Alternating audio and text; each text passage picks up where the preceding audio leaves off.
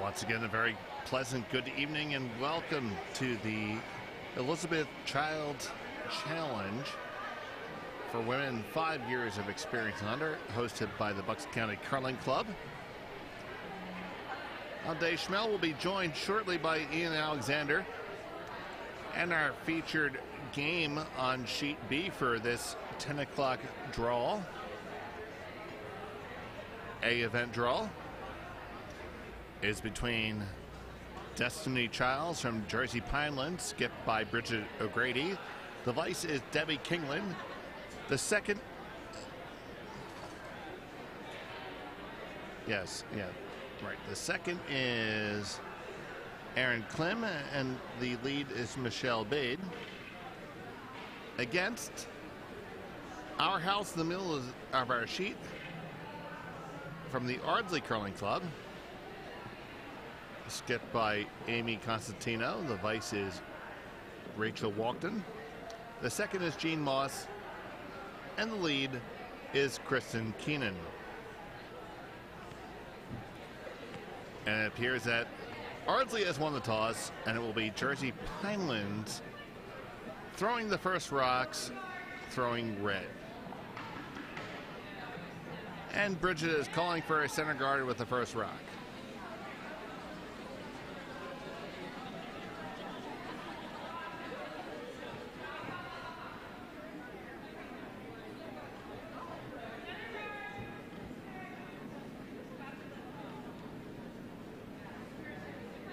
This guard appears to have a good amount of pace.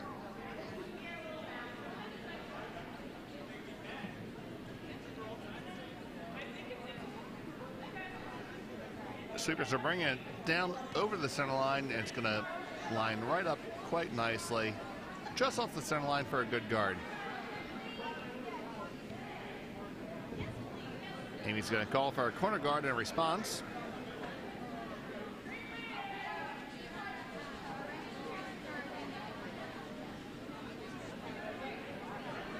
And we will work to provide updates on all four sheets during the course of play this evening. Feel free to comment on the web stream. We'll try our best to respond to whatever concerns you have.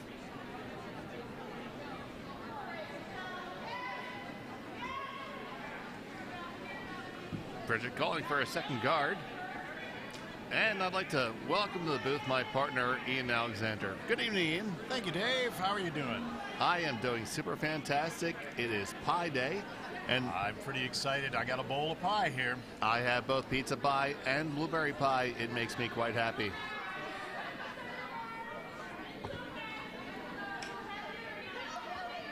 So we're starting off here, and we have Pineland throwing red, and Ardsley throwing blue, and Ardsley does have the hammer. They will have the last stone in this end.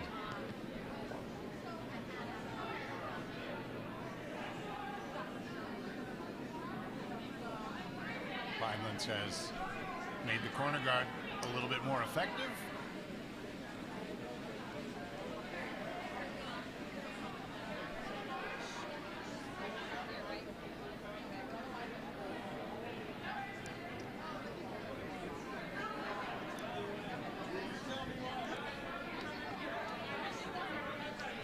So we have Ardsley trying to throw another corner guard as they have hammer.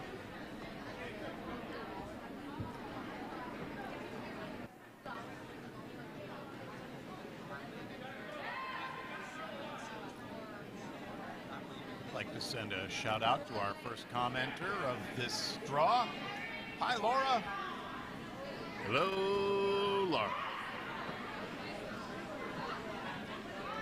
When Laura isn't watching curling, she spends much of her time spotting for the away teams at Philadelphia Flyers home games.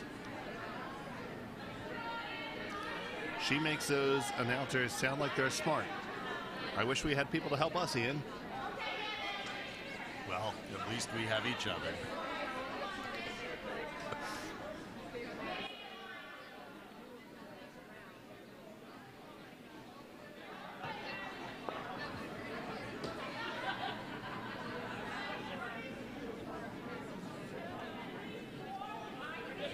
Now we've got a center line guard or close to it for Jersey Pinelands.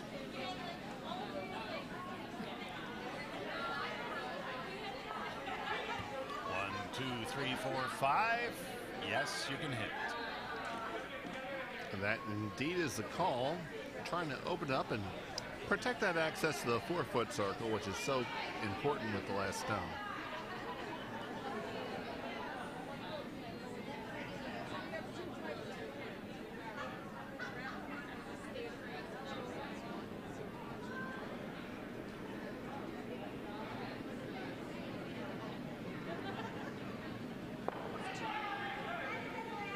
Not the intended result there for the Ardsley squad.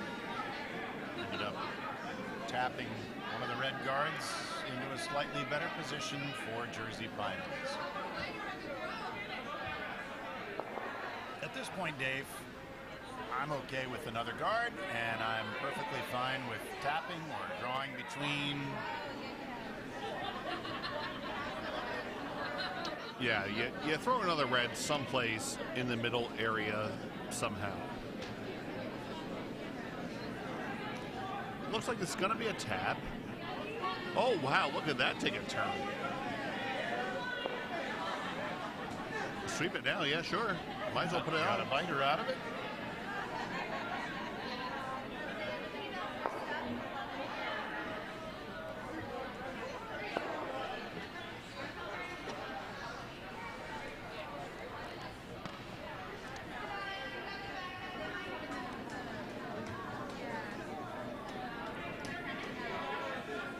The call right now is to remove the center guard. Not a whole bunch of weight behind it. They may end up replacing the red with a blue, but now they get a little bit of bounce there. But opens it is up it a little enough bit. to get it through? And just yes. A little encouragement from the Ardsley skip, sweeping behind the tee line.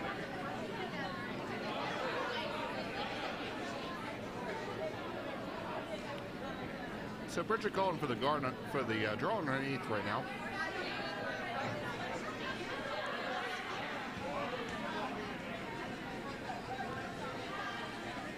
I think that's going to need a lot of help to get around. Yeah, Debbie threw this one just a little bit light. The line was probably okay, just the weight was never there.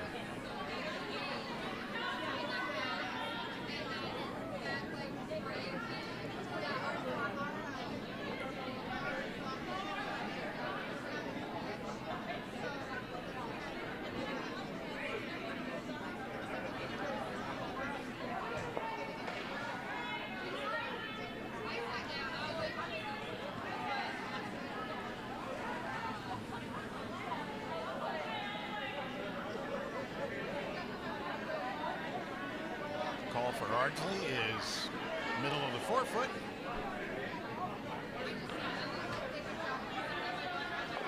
A skosh heavy gets a little tick and a rub underneath.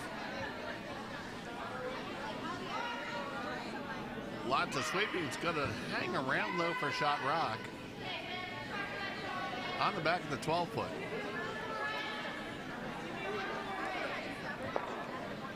Bridget asked for a draw under, also asked for a little bit more weight. Bridget is one of the more vocal skips you'll have on the circuit. Although I don't have much room to talk.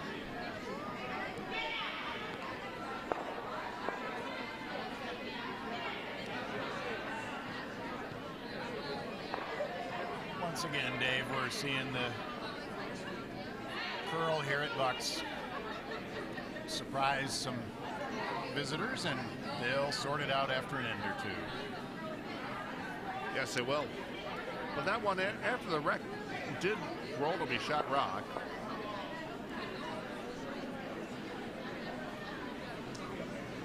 So now we have another come around attempt coming from Ardsley.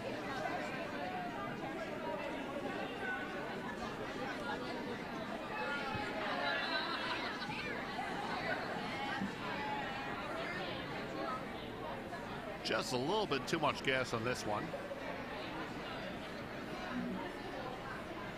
It's going to have have enough to carry it right on through.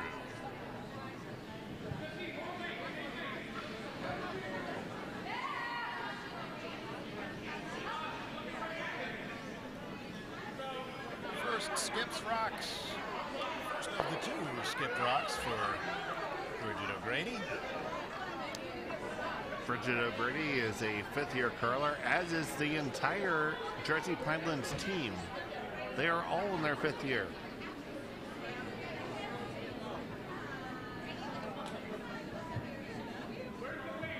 I know Bridget is a veteran of Arena Nationals. I believe competing again this year.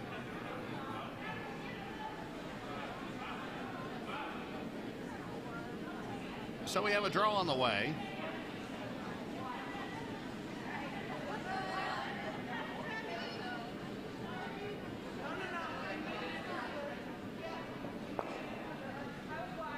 Our buddy Ron Falkowski chimes in on the chat.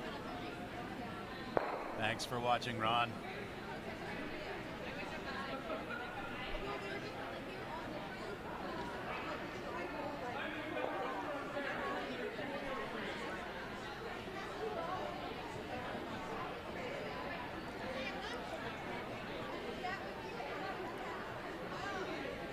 So that draw was just a bit heavy. It's still the one for Pinelands.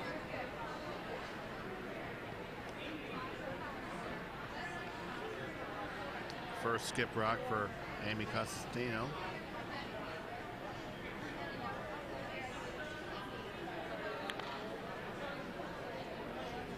This is Amy's fifth year.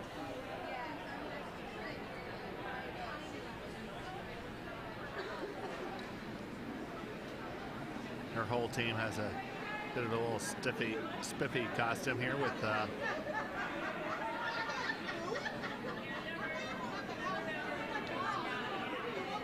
neckties and jackets. Neckties and jackets, and yeah.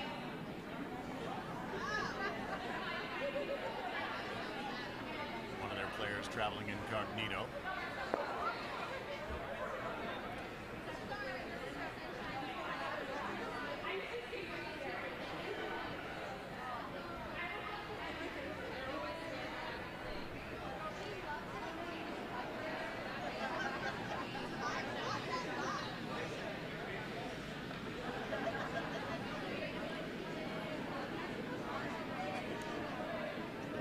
Skip rock away for Albany. Sorry, Ardsley. It's looks heavy. It's going to take out the shot rock. Jam, unfortunately, in the back. But still be rolled as a shot rock. And well covered. How about that, sports fans?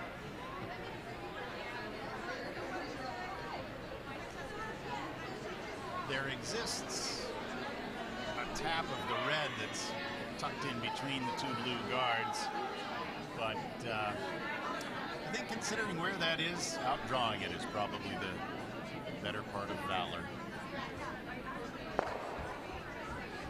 And that does appear to be the call here. Bridget with her last rock of this, the first end. And the release.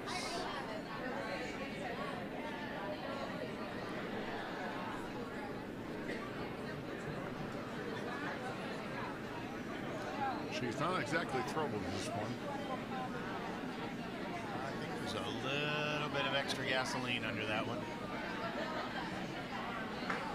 All right, so now free draw for two.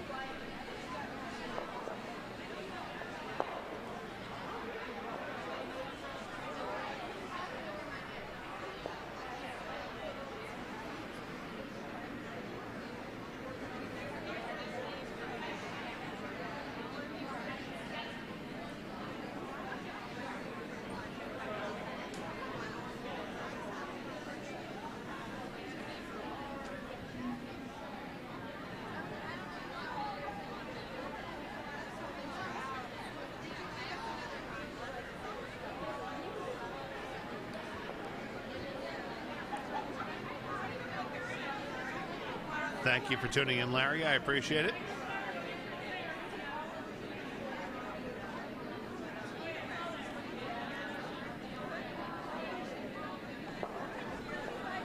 Sweepers are on this hammerstone. It's curling quite a bit. I guess they've decided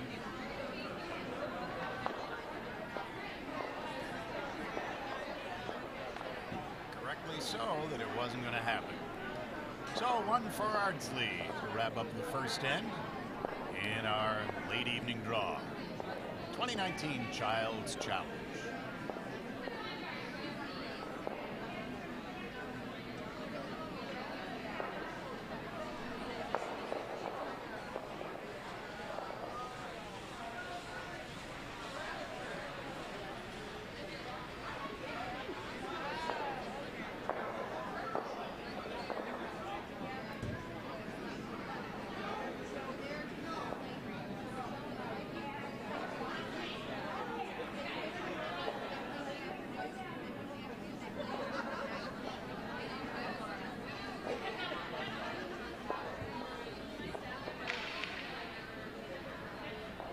That choreography worked out a little smoother as we continue. We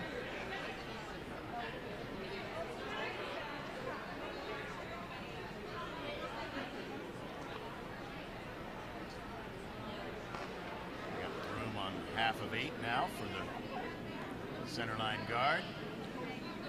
In an ideal world, we would have had like a spot to read or something at that point to transition us to the next end. I suppose we could make up sponsors. Well, I mean, we are playing on Sheet B, and right behind Sheet B is Steve Johnson representing CrossGen 65 Insurance for All Generations. If you need Medicare insurance, he's like the dude. Not there yet, but getting there frighteningly quickly.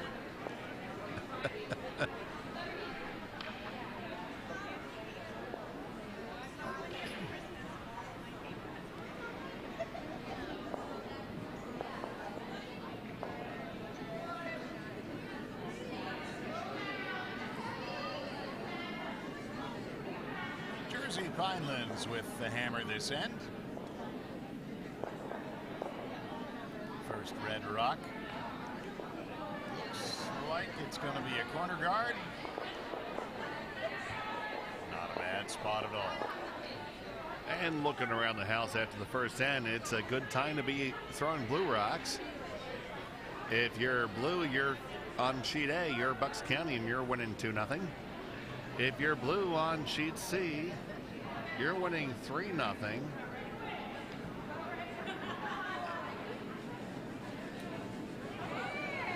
And I'd be blind if I could tell you who's what. Yeah, I'll right there with you. It's tough to tell. We need a scorecard. You can't tell your players without a program there, buddy. It's true.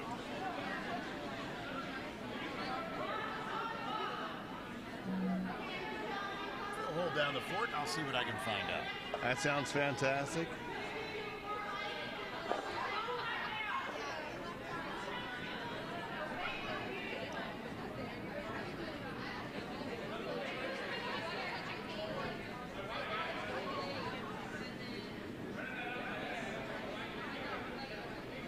So Pinelands with their next rock, looking to drill undercover here.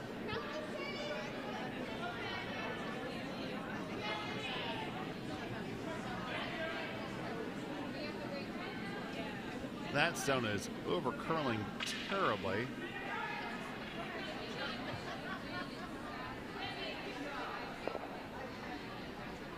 And we see both skips really just not believing the amount of curl that they're going to get right now.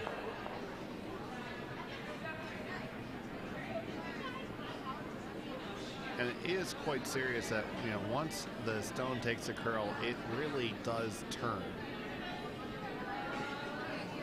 So now Ardsley looking to draw underneath the staggered guards in the center line. And this is going to be on the guard. So now the best option is to sweep it to get the tap. Can they get the tap? Can they move it up far enough? And they will. They're going to bring that blue all the way up to the button, and that is a fine outcome.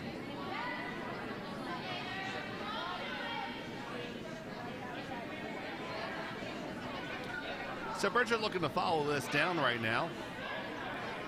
And now electing to take the other turn. It's going to be a little bit tougher to get there this way, but maybe looking to possibly open it up just a touch.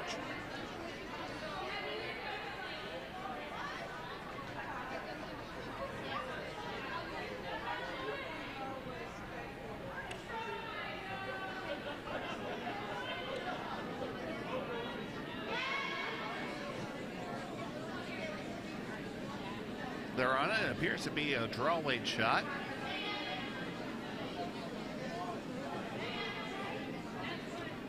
On their center stone. And it's going to raise it up to the back of the 8-foot.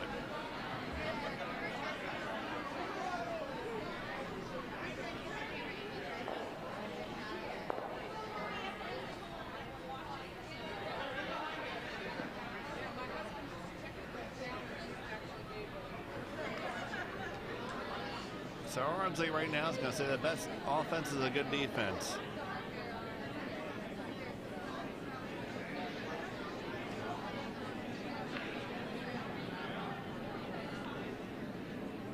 This looked like it was supposed to be a guard, but now it's going to come on in and crash off their own, and they will be lined to 2.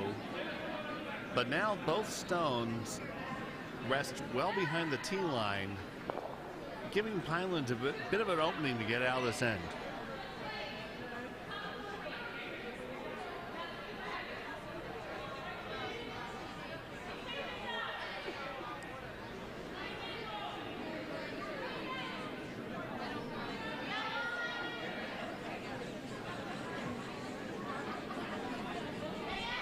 The brushes are on this one right away.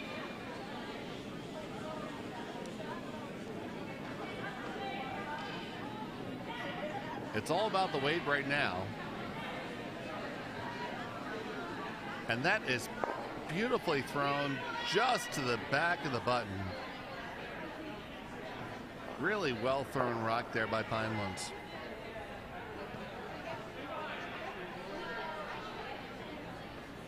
So the response from Amy from Ardsley is just going to be to follow it down and make one just a little bit better. And even if you're just a hair short right now, it's not a bad shot.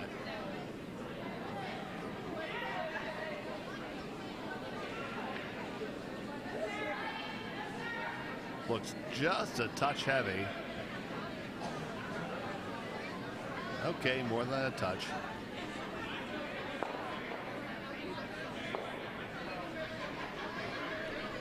It's another nice pocket for Pinelands to come into. It's a small scoring zone, but if you get there, I don't know how you're ever getting knocked out of it.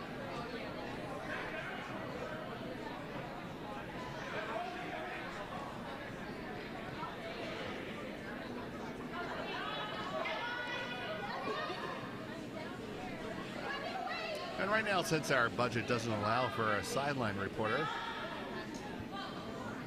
Ian has taken it upon himself to go and do some research and figure out all the colors and rocks and all that jazz, so we can provide you some informed commentary rather than just wildly making stuff up. Oh, I'm not averse to making stuff up. It's entertaining. I certainly hope so.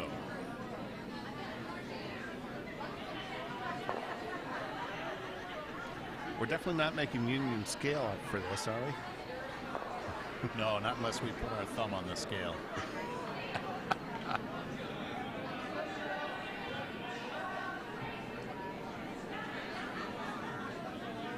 So shot a little light there from Pineland, so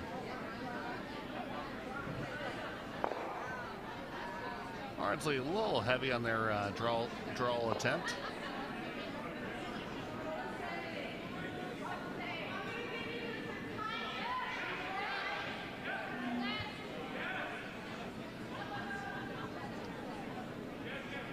Asking Debbie to throw one in the 8-foot circle.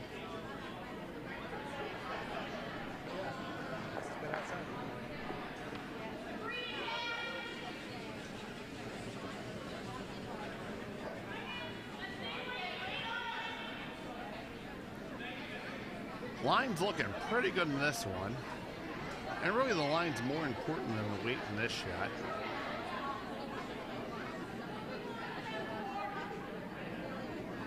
That's not so bad.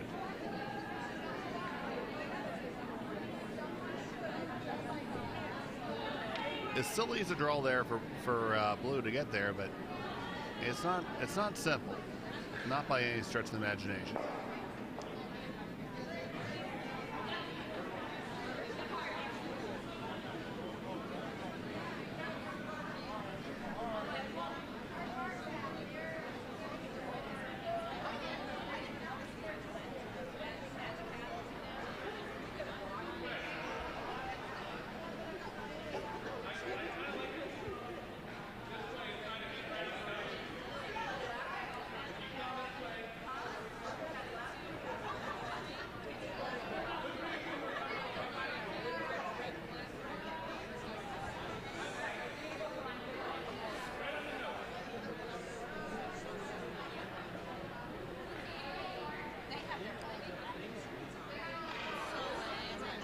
So it's the first skip stone for Amy Costantino.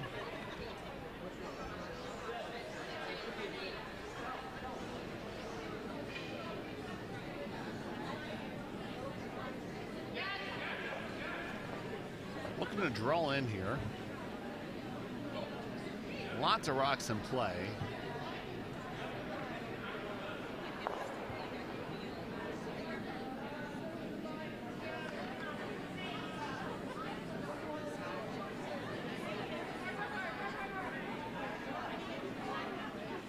Saying you got to go hard.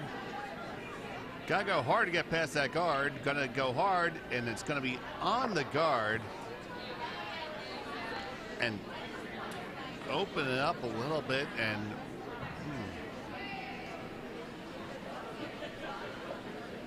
there is a real attractive hack weight hit here on that back blue. Which, if you ever would make that, you're going to be sitting two. If you could throw the hacker back line, you'll be sitting two. You're going to leave your opponent a shot to take the end away from you, but if they don't make it, you can make three. So I think it's worth a shot at it, but it looks like the shot is a draw / guard right now.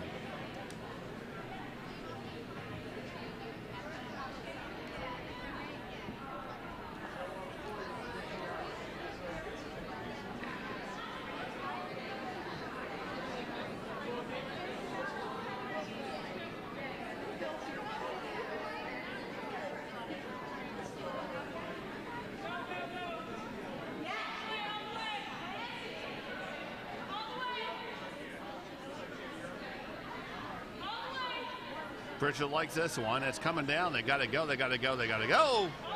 Oh, and that's a peach right there. That's a peach right there, and it's going to leave Pineland sitting two.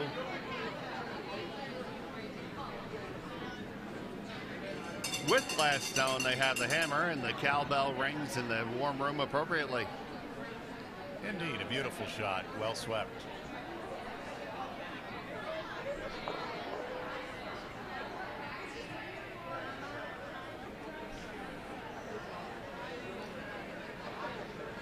Out of review, but out in the heckle benches, we have a couple of our members, Greg Danks and Dan Pearson, dressed like Polish babushkas with various Afghans swaddled over themselves to keep them warm. It's quite the sight. We're getting close to the end of two ends for all four sheets, and we'll have score updates for you in a moment or two. A couple two or three moments.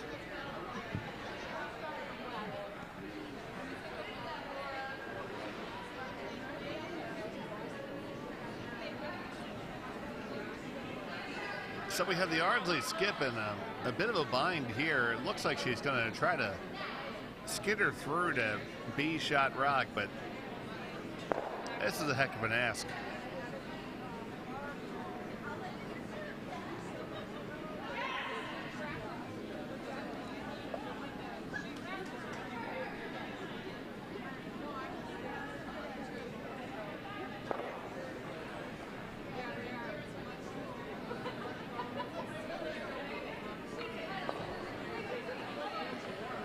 Exley sweepers are giving it all the love they can. I think they need to be off of it. They need to get off. They're going to wreck on their own top 12. Unfortunate there.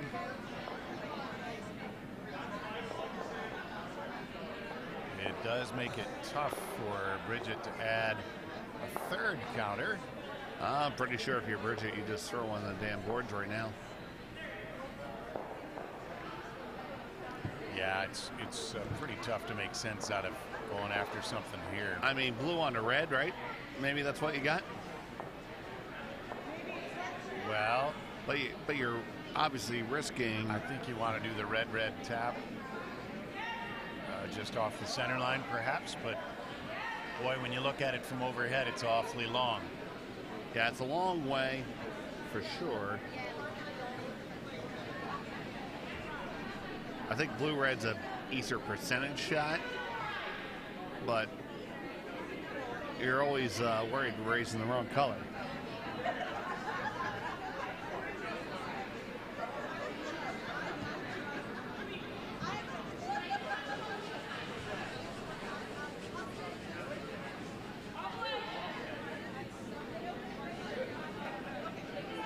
So Bridget is off with their last stone.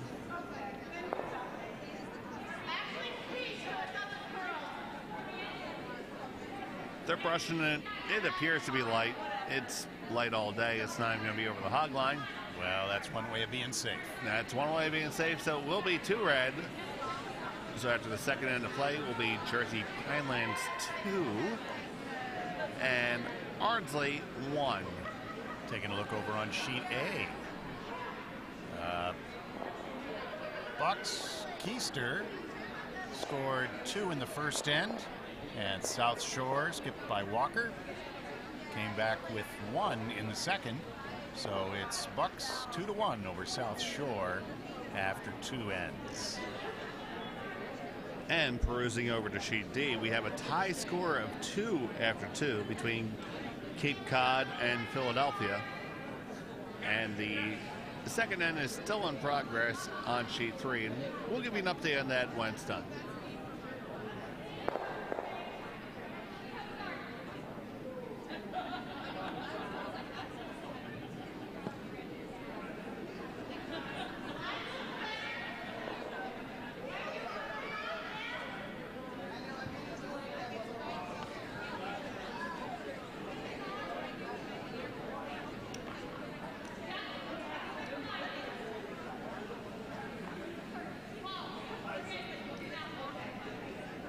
Got a fairly long, almost center guard.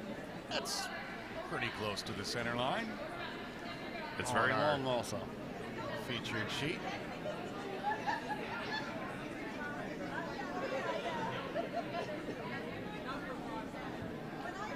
Even on the delivery cam, it looks like it's out there by itself.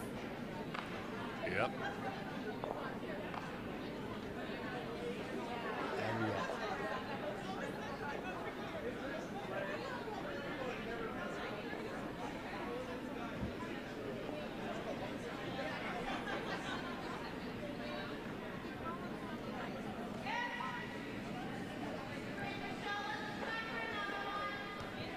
Our late evening draw is brought to you by K&J Magnets.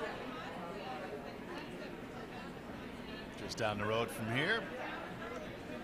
I believe they're in Pipersville, Pennsylvania.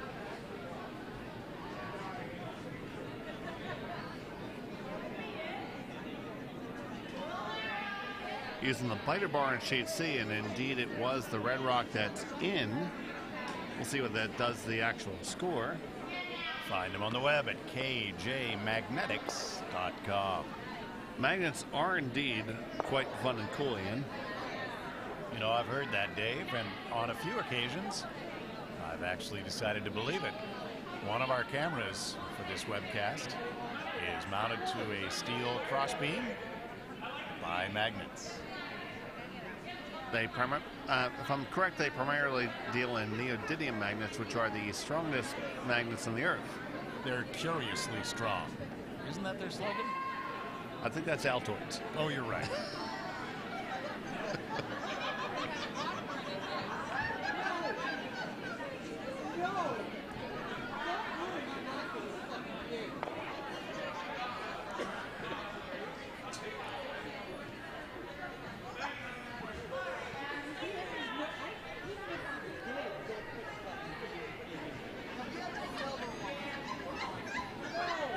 are broadcasting from the K&J Men's warm room through the K&J Men's ice shed.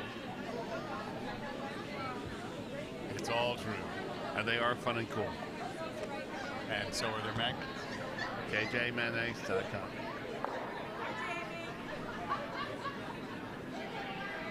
We've got a set of 4 stones scattered way off the center line now on sheet B.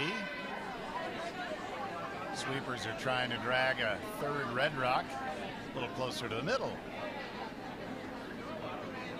And the result of that biter bar measurement on sheet C did mean that Plainfield scored a 3rd stone, so it is indeed tied at 3 after 2 between Plainfield and Nutmeg.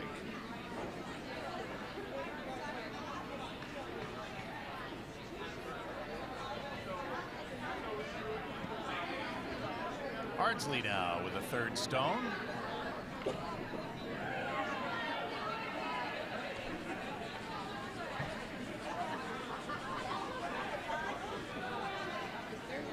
A little bit on the light side. And I am not sure that's going over the hog line. A little too bad there. All right, and Bridget wants to curl underneath her own center guard.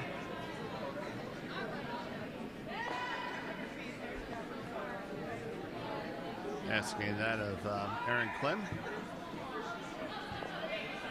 Once again, this is a team of all of 5th-year curlers, currently out of the Jersey Pinelands Curling Club in Mount Laurel, New Jersey.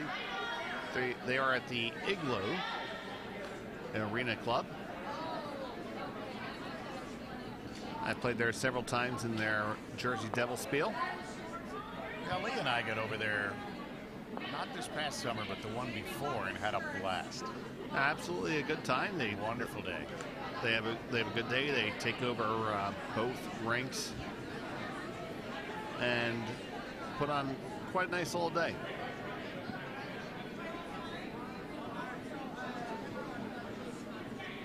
So a call to open stuff up and get rid of it, and this looks a little bit narrow and going to be past everything. Unfortunately, that unexpected amount of curl is wreaking havoc with some of the lighter weight hits. Yeah, you do it, you know, the stones will hold the line with weight, but you need to have a firm normal weight, like a hog to hog 9.5 or 10 second weight to be able to hold a straight line.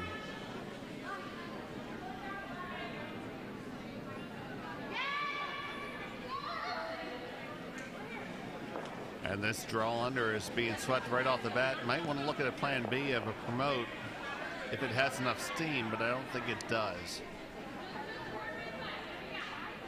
Better to leave it in the middle, over and up.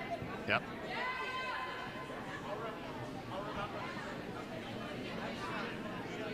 Which of course means the sweepers have to predict the future and figure out when it's gonna be over.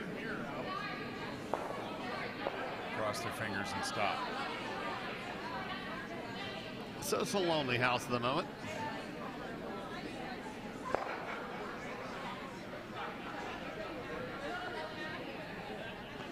So Rachel's going to try to snake one in there. Also very, very deadly close to the center line. This is all over the reds.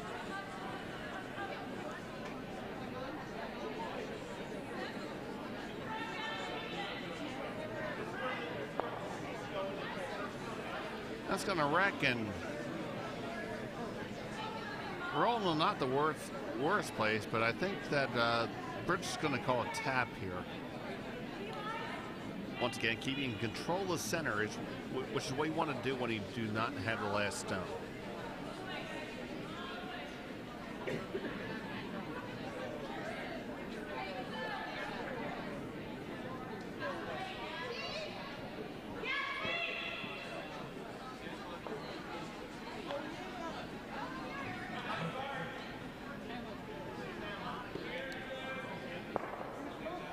Rex off the top, doesn't raise anything in, but Well, the house is well guarded there, buddy.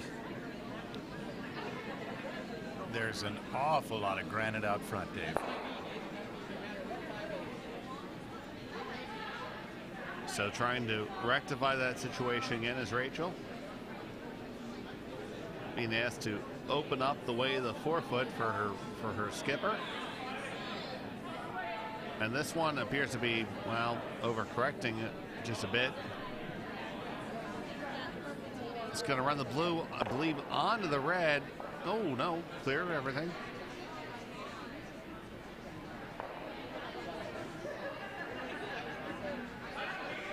So still nothing scoring here in the third end.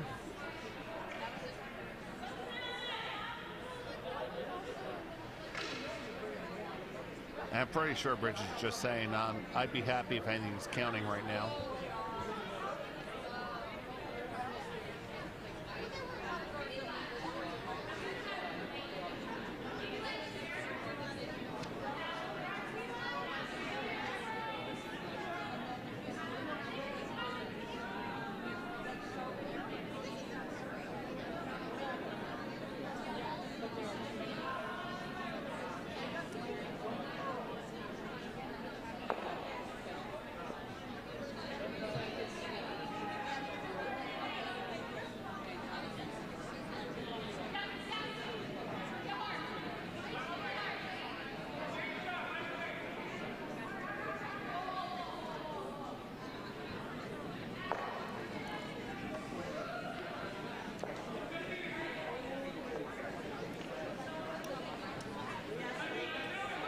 So here comes a draw down right now.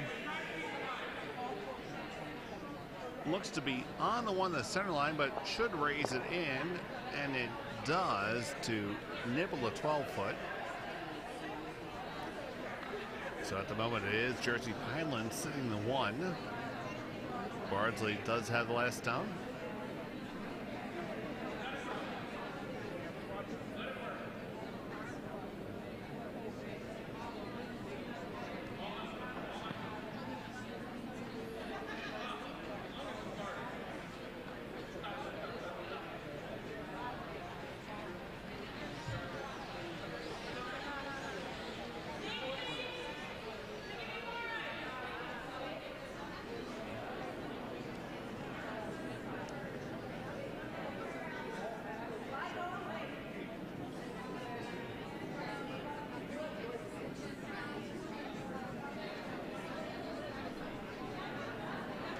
So looks like Amy is electing to throw the hit here. Trying to hit off the red shot rock and fall behind underneath all that shrapnel that's there.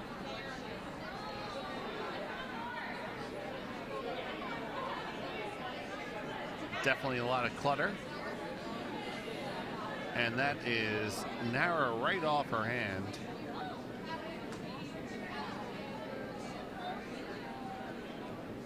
And let's see.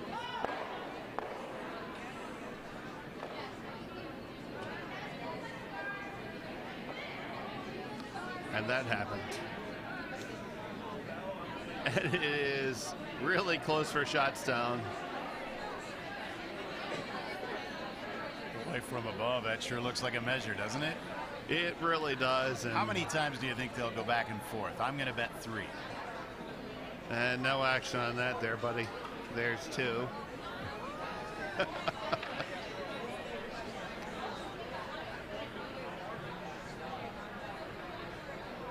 And what Bridges should really just do here, and what I'm pretty sure she's calling, is just raise something up a little bit more and not even worry about that. You know, if I had to guess based on the overhead view, I'd say it's red. It just looks like it pokes out a little bit beyond the 12-foot less than the blue.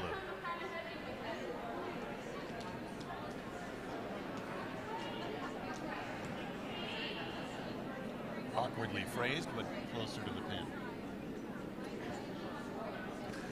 It was begging for it. That's what she said. I've never heard that before. Of course not.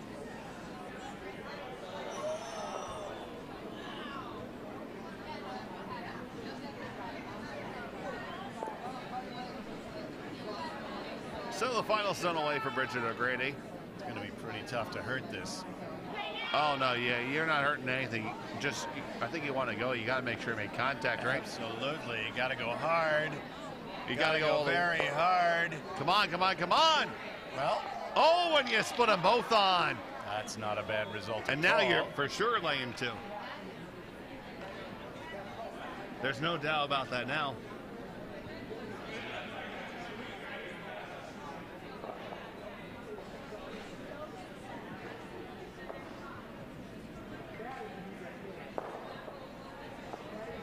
So it looks like the call right now is to make a nose hit for 1.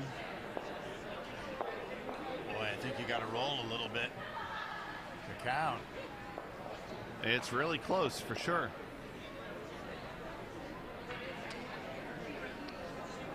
That being said, I do like the call though, because the draw on the other side looks terrible. I have to agree there. It's just too swingy out on that side. You'd have to throw something and maybe modify your delivery and throw a little bit of a spinner. It's been done to effect here at Bucks.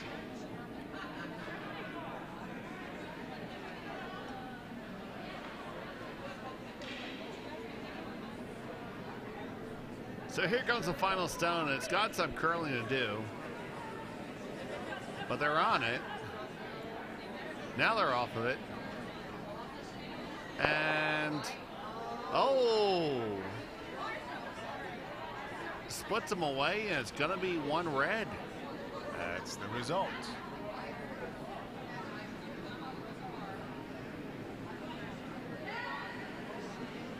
Well, we have a result for you now on sheet D. The red stones thrown by Philadelphia. Christina Kisak took 2 more and now lead Cape Cod by a score of 4-2. Just completed a measure on sheet A. And here comes the score. The score is going up. The blue stones thrown by the Keister team from Bucks has put up 1 more and now leads 3-2 over Walker from South Shore.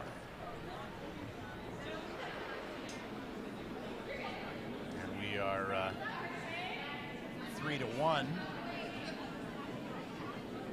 for Jersey Pinelands. O'Grady over Constantino from Ardsley here on sheet B. And Michelle Bade with her first.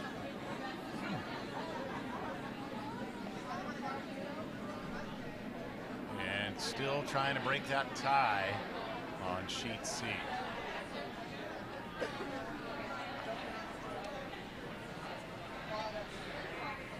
Currently is the blue shot stone of nutmeg. And it is nutmeg with a hammer. Going to be trying to add a second rock, navigating through a bevy of red stones.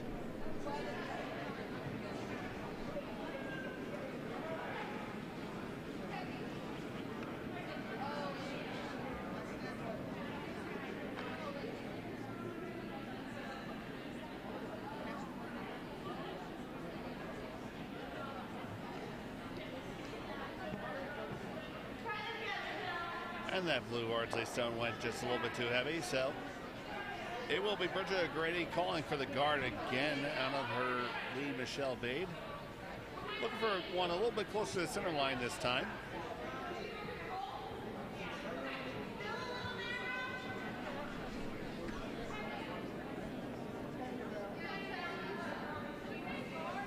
A little bit too much encouragement on that one, Dave. Well, I think it's just a little bit of compensating for the last one. Here it is through 4, 5, 6, 7, 8, 9, and 10. Just through by inches.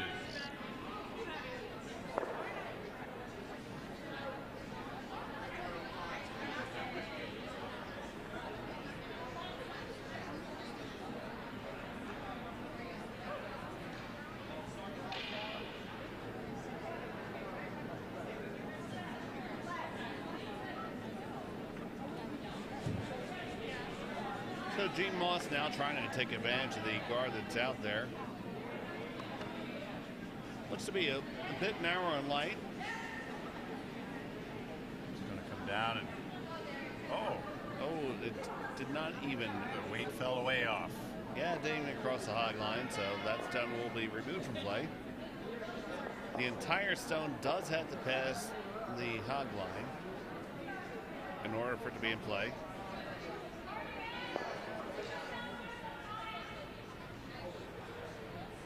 Unless it were, of course, to touch a stone already legally in play.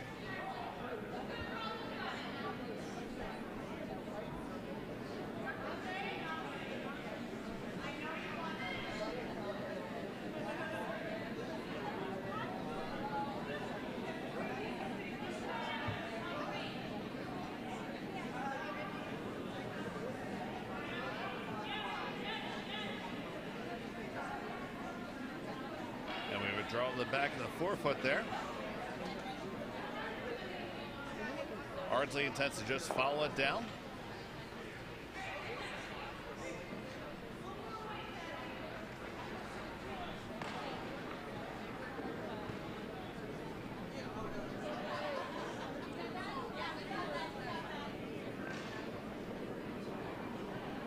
Will this curl enough to run into something and slow it down?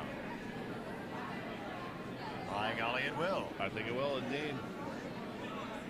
Turns out to be a very nice shot. Got to push that all the way through, and we are now past the 11 o'clock hour here. Broadcasting live from the 2019 Challenge at the Bucks County Curling Club. Jay Schmel here with Ian Alexander, and we are doing what we can with this game and making it what we do as we do. Final draw of this opening day of the Childs for 2019. One more first draw tomorrow. Start up at 8 o'clock tomorrow morning. With 40 teams, takes 5 draws on 4 sheets to get everybody's first game in. Nice shot from the O'Grady rink, maybe a tad heavy. A little separation that won't do them any favors.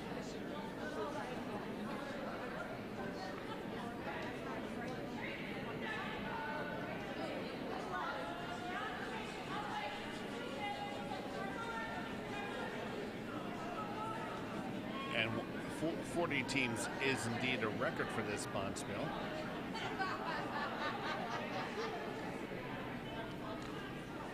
Beautifully swept stone there by the Ardsley ladies.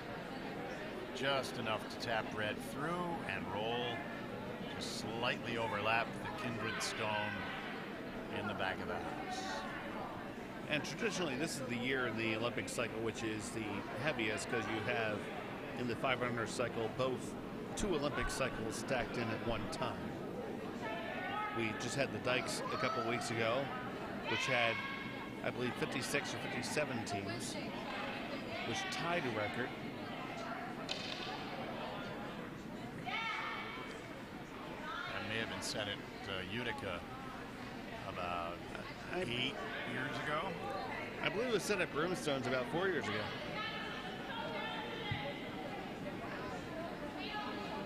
Not 100% sure there. If somebody knows, feel free to correct us. I know at Broomstones we had to start on Wednesday.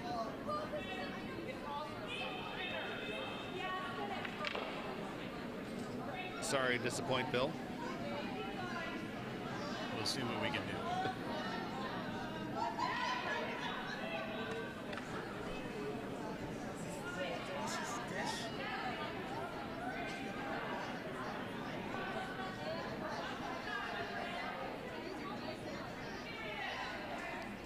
That's going to just chip the rock out of the way, and we're going to be sitting 3 blue rocks right now for Ardsley.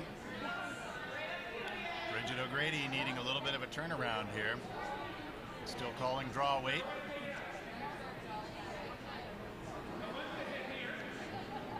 I wouldn't mind a hit here. have to agree, up two. It's early, but why not maintain that? Make the house a little simpler, less likely to go terribly awry. Because right now, this is going to be a little bit light, and it's going to do you absolutely no favors. You're just going to guard up your opponent's stones. That is what they turned out to do, Dave.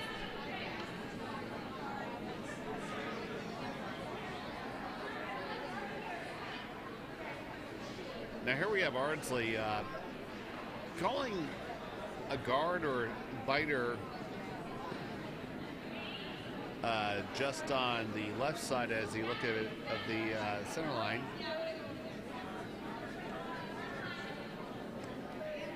It feels just a little bit hot to me, Dave. It'll be a shame if they bounce two of the blues out. Yeah, it's going to curl up and go past. But that leaves Bridget the hit and roll on the other side.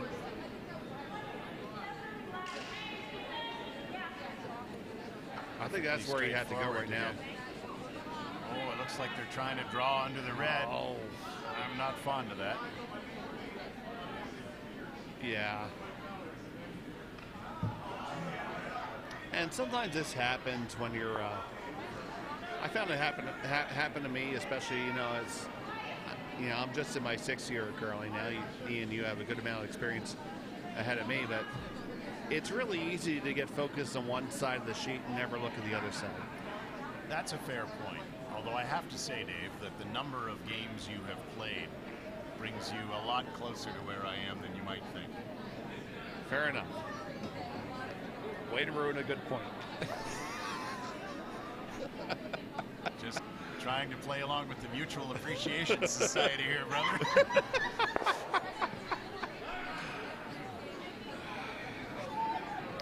So Bridget on the draw. The brushes are all over it because it's light. Yeah, it's very, very light. They're doing a good job, though. It's not so, it's light. He's got one more stone, and boy, they did bring that a long way. They brought it a long way. It is sitting the 3rd stone right now, which does improve the situation. Cuts Ardsley down from 3 to 2. Yeah, they're checking to see if it's 2nd, but I'm pretty sure it's 3rd.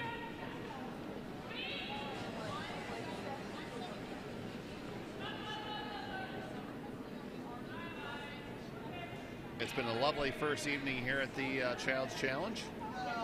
We've seen some good shots, some good curling, some great sportsmanship. Absolutely. And some new friendships made, I'm sure. We've celebrated Pie Day with a variety of nice fruit pies and nice pizza pies from Giuseppe's Pizza.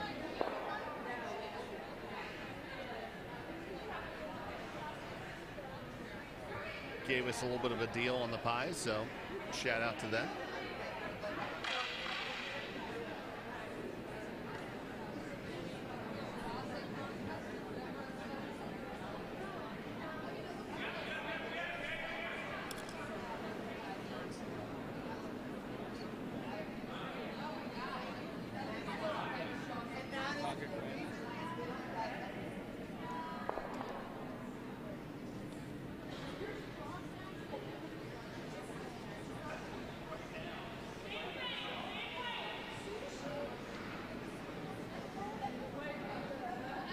So with the skips first for Ardsley, the call is a draw to the pin.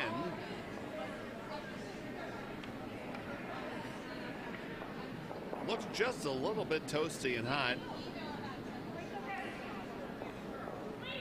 It's going to be a draw all the way to the hack. On the line that was on, well, it would have tucked a little better if it had been lighter, but it might have done Bridget a favor. Yep. Now, Bridget's still playing this way. Yeah, she's still looking at the one side. She's still looking at one side of the sheet. The other, the shot is there on the other side of the sheet. The right side, if you're looking at the broadcast.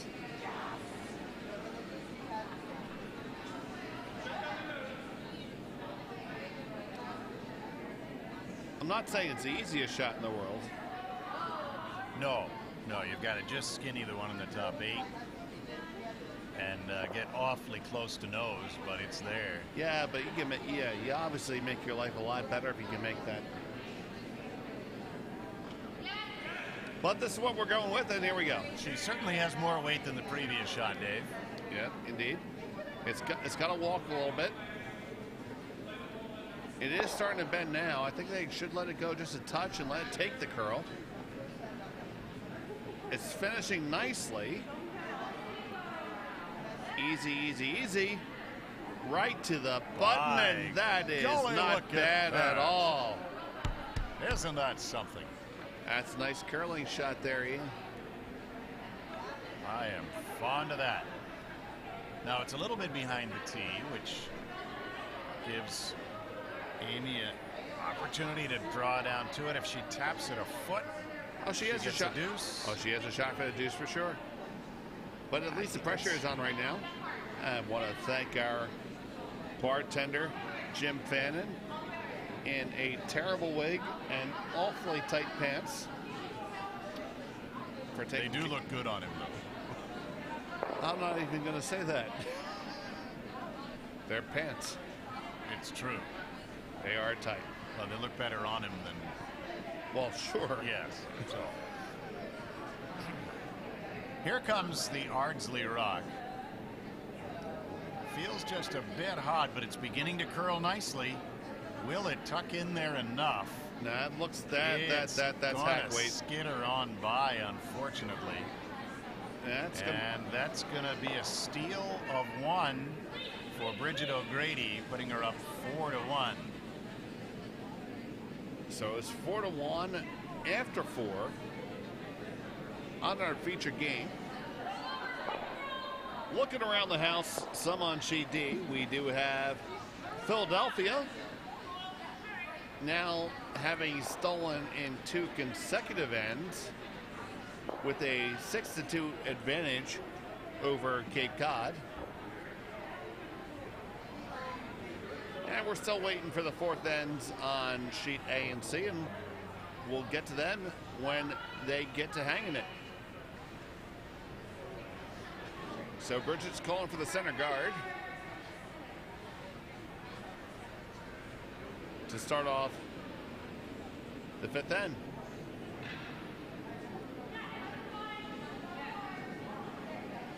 While we're waiting for this first stone, I should remind people watching and listening that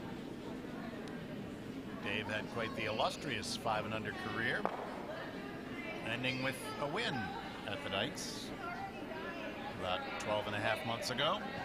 Thank you, partner. I was obviously quite fortunate and honored to be able to do that with my team, with Kevin Brady and Ian Sheffer and Bert Tyler. We're happy to have won that once and be the runner-up on it once. Although we figured that when we made the second final, at the very worst, we were going to have a beautiful set of cufflinks available to us. Awful lot of those shirts available these days.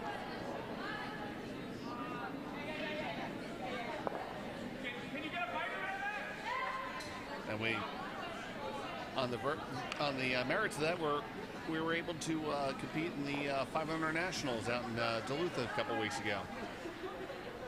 That turned out to be a very interesting event. It was. Because of the field they opened it up to.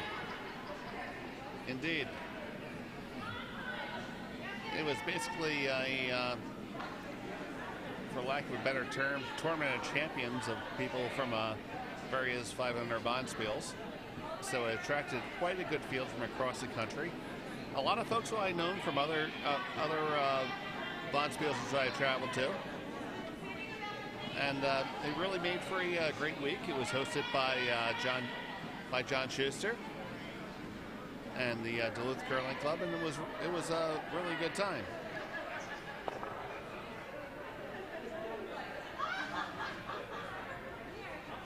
Well, we're 3 stones in, and it almost looks like the sheet is tilted. It might be. And I'm not on the ice crew this weekend, so I suppose it could. But I doubt it. Well, our ice has held up remarkably well. I mean, it's been installed for almost 2 full calendar years now, which anyone who works ice would tell you is stupid. It's a long, long time. It definitely makes it more difficult to work, and we are a all volunteer ice crew, and we work with we've gained input and worked with various ice professionals, but ultimately it's volunteers who are taking care of this, as it is at most GNCC clubs. It's true. It really is the volunteers that keep the clubs going. Dozens and dozens of them involved for this particular weekend, between ice and food and kitchen and bar. Lots and lots of work to do. Clean up beforehand and clean up afterward.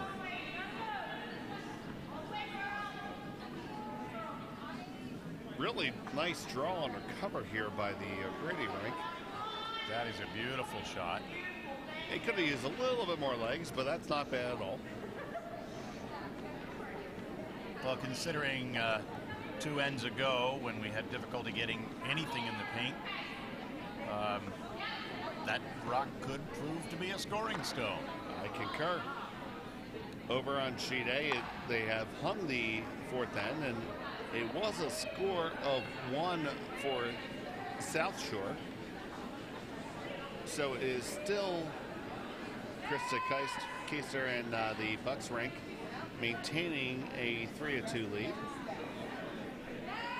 And Bucks does have the hammer here in the 5th.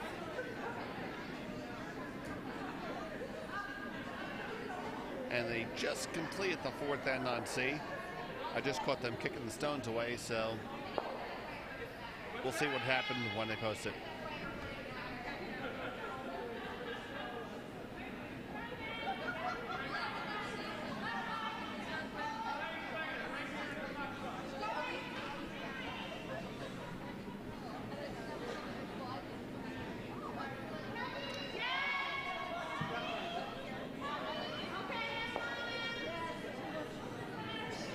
Stone away for the O'Grady rink from Pinelands. That's going to be deeper than top 12. Wow, but look at the weight come off of that one. My goodness, tucked right in there as well. Right on the tee line. That is just delightful, and it's buried by more than a stone. And now right here without hammer, you're removing your own rocks because you just have to find a way in.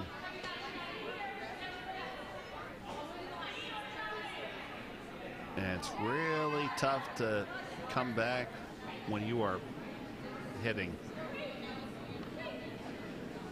It's true, Dave. In a hit end, if everybody makes their shot, you score 1 with the hammer. And well, we didn't make that one. And they may have, well, not quite. They almost drove another red one in. However, they exposed a little corner of the red rock in the top 12.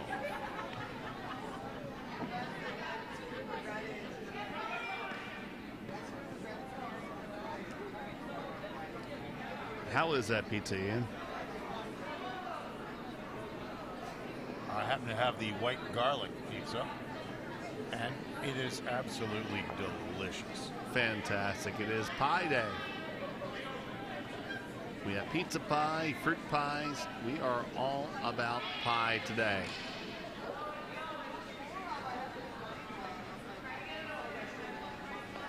It's a delicious day here at the Bucks County Curling Club.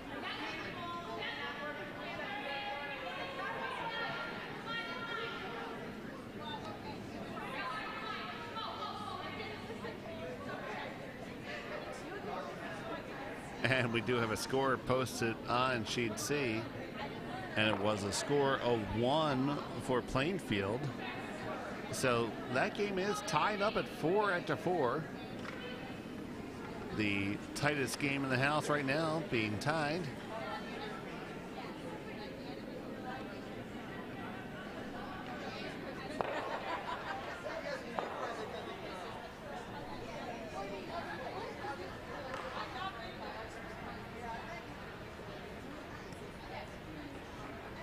Ardsley's having difficulty cleaning this mess up here, Dave. Yeah, this is going back to what I had said earlier in our first draw of the evening, that the hitting for 5-unders tends to be a little bit more problematic than a draw game is, and we're really seeing that come through right now. Right now, you really have to open it up and remove some granite. It's just not a shot that appears to be in the bag right now. And that guard for the O'Grady rink curls a lot. Yeah, almost out of relevance. But it's another 42 pounds of red. It certainly is. I mean, and right now the call is to basically come in and get to the pin. And I almost think you have to do this now because there's a lot of damn red rock out there. Fortunately, it isn't in the house, but it's beyond clearing at this point. Oh. And that was given just a little bit too much fuel. Yep. That's and good. Carries right through to the hack.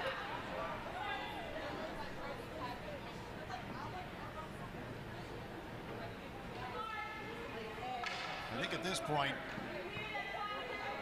the ladies from Ardsley need to realize that they're only halfway through this game.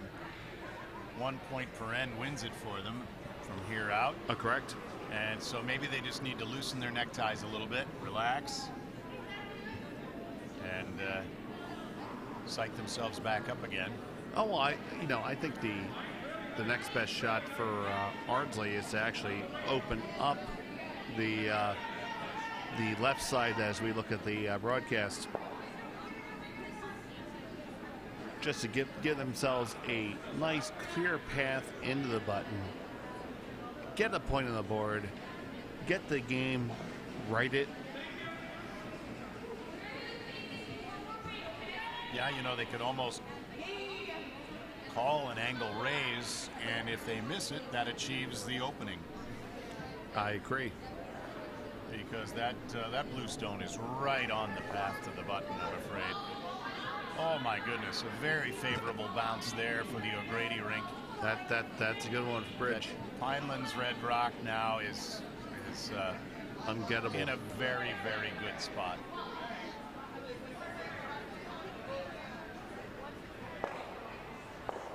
So we have a report from Bill Alfer saying that GNCC won the Casper rank from Ardsley, is now 3-0 at U18 Nationals after 3 draws. So good on them. Glad to see our kids doing well.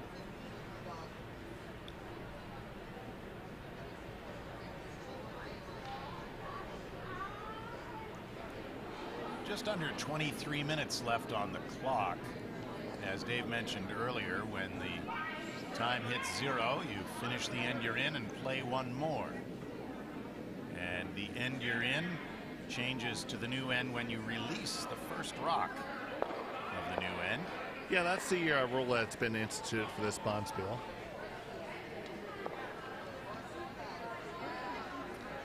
It's a slight variance from the actual USCA rule, which would indicate that the next end begins when all the stones from the previous end have come to rest, but it's probably a little bit easier to adjudicate. It is, although if you've got a situation where you might want to call for a measure, that's a little tough. Yeah, but the stone's released from the previous end. It doesn't really, a measure isn't really going to affect that. No, but here, if you haven't got the first one released. No. It's the last rock of the sixth end has to be released. I misunderstood. Thank you. Yeah. So it's actually a little bit more lax than the USCA rule, but rather than waiting for all the rocks to say, oh, when all the rocks stopped, it's a little easier to judge when you released a stone. So that's true. And if you're throwing a guard or something that takes a while to get there, yeah, you don't want to be penalized for your shot choice. Yeah, so now this is an interesting situation here, Dave. Bridget wants to guard this big gap on the side that doesn't have a whole lot of rocks, and I am not sure that you can call enough ice on that side of the sheet to get that rock to stop in that hole. No, yeah, I agree. This is a time when I would probably take the other turn. I concur. It's something which is counterintuitive to a lot of players to throw that, mostly because once it goes, it is really going to go, and you're going to lose control of it. But dollars to donuts is probably the better way to go. But Bridget she's gotten the stone all the way out to her broom. So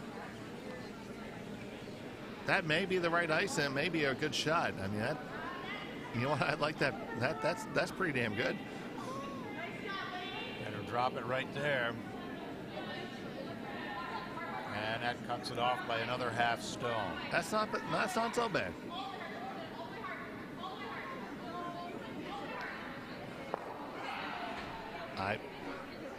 I want to throw that draw. Do you want to throw that draw in? Not tonight, Dave.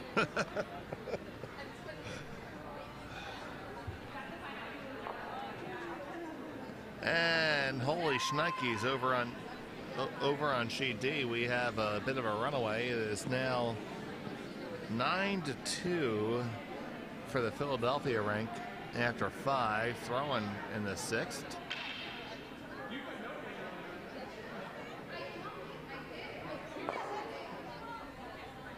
So Philadelphia with a strong lead over Cape Cod.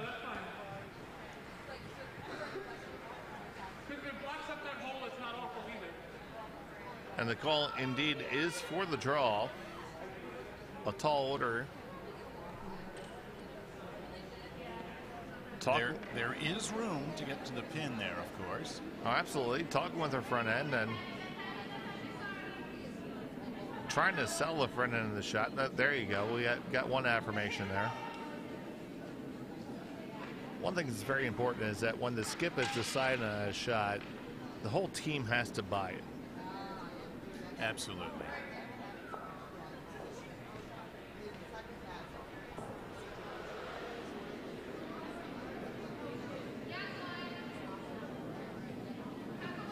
You know?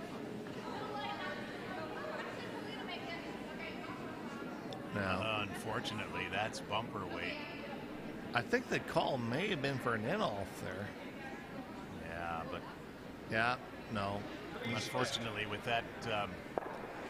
with these rocks on this ice, unless you're throwing normal up, you're going to see a lot more curl than that.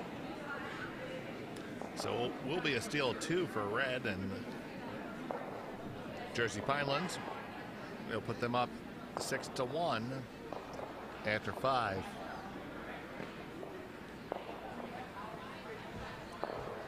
Still waiting to finish 5.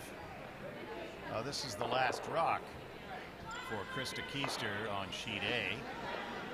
And she is throwing a stone against 1. Looks like she's throwing in off her own, which is sitting on the top 4. And that's going to be all over guards. And almost binkety bonkety bonked something on there, but that remains 1 red, which I think is going to tie that game up. Yep, it's going to be a steal 1. It's going to tie it up at 3 after 5 on sheet 1 between Bucks and South Shore. So we got 2 really tight games. Now we don't have a 5th end result yet for sheet C. And again, as Dave mentioned, we've got the runaway on sheet D.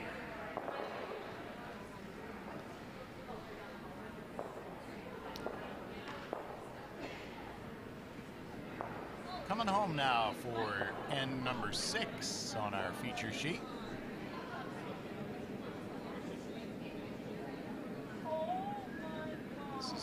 coming back to the center. It's actually going to curl beyond the guard. That's a call. Calls for the corner, and they got it. Yeah.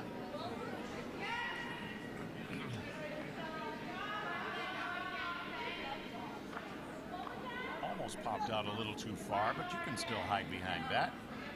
So it's useful. They may have to clear that center guard before they can throw the draw, though.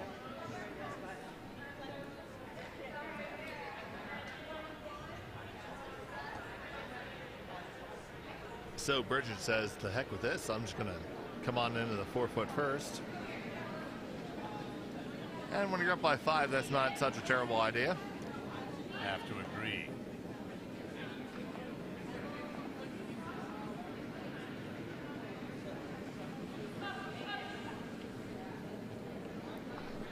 Going to end up a little bit short. Going to end up as a 2 guard right in the center line. So we have stacked guards. That'll make them that much more difficult to get rid of when cleanup time comes along. In this game, we have not seen a large amount of hits. It's been primarily a draw game. And I guess that helps us to understand this shot call. The traditional approach, of course, would be to put up another center guard, another corner guard. But if you're not sure you'll be able to take out those center guards, you may as well use them. Absolutely. And now even more, even though you didn't get around them, now you have all kinds of stagger going on. So right now it's a race to the 4-foot. Whoever's going to get there first is going to score this end. Top 4 is going to be the key. All day.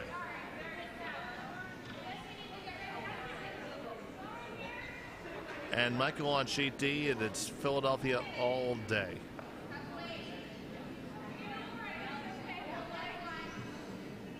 Nine to 2 Philly after 5. It's Klesner. Faster than lightning. Is that the song you were going for? They call him Glessner. Glessner. That, yeah. Well. All right. I don't know. Flipper was a long time. Yeah, I don't know if I found the right song for Glessner yet.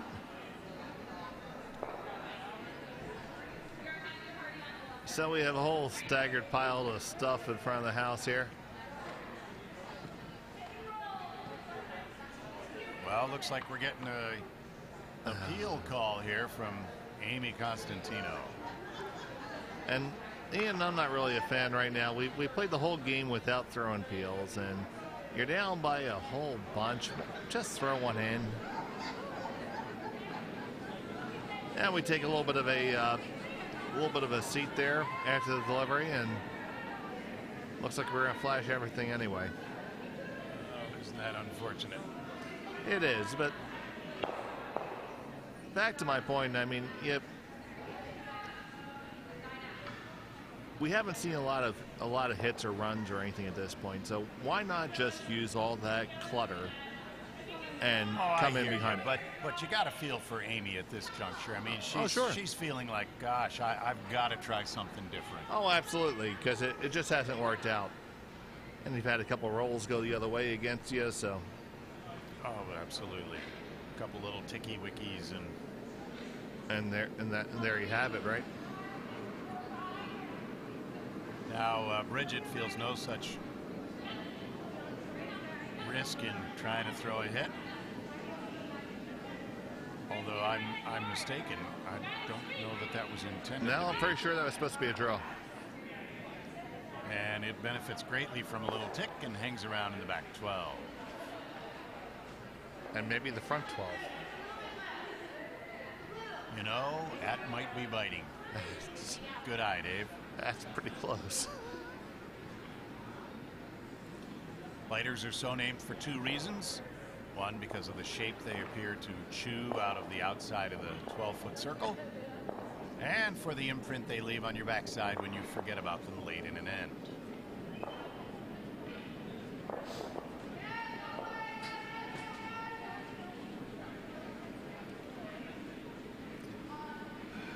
When it it's going your way. It's going your way. Oh my goodness. This is Jersey Pineland's game. It just appears like the deck was stacked, and it's the way it's going to be. Well, we've all been there. Sometimes you're the windshield, sometimes you're the bug. It's true. And we've seen games turn around, but after 5 ends, it's getting to be a little late in the evening.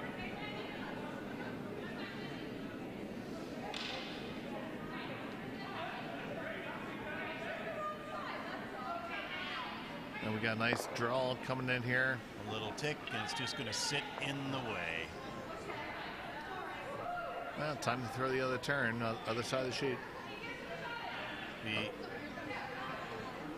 All of the aeronautical aides are saying, come down the other side, Amy. That would be.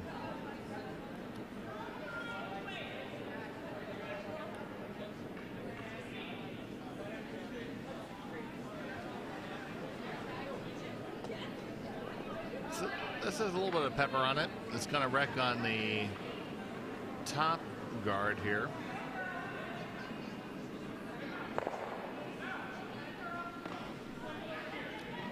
Yeah, this goes right back to your earlier point, Dave, that it's awfully hard to hit your way out of a deficit like this. You can't score rocks if they're not in the house.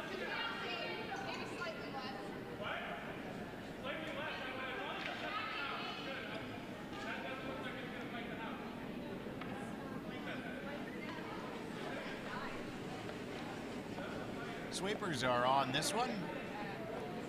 Trying to give it a little bit more legs. Yes, and unfortunate for Amy and Ardsley, the last hit poked her right out to guard the draw path on the open side. Well, what was the open side?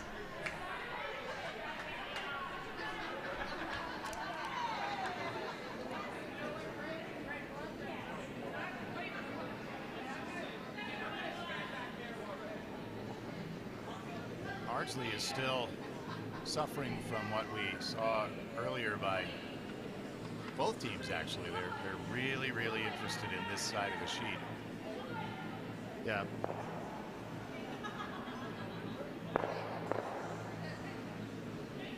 Now that's a great result there.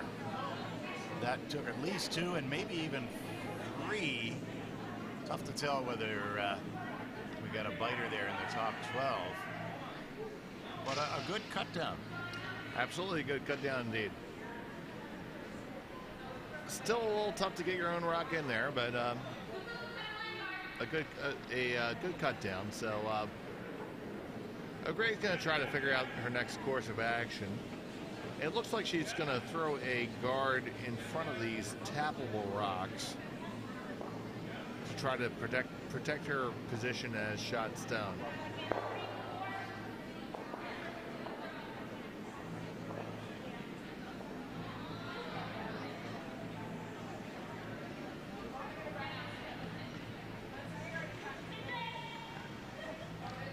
May be able to hear in the background that somebody is playing the bass part on a Guitar Hero song. And first I thought it was a young woman with kind of rock and roll hair, but no, that's our own Dan D'Amico. It's our very own Dan D'Amico. Dan D'Amico. He's much like Bill Bradsky.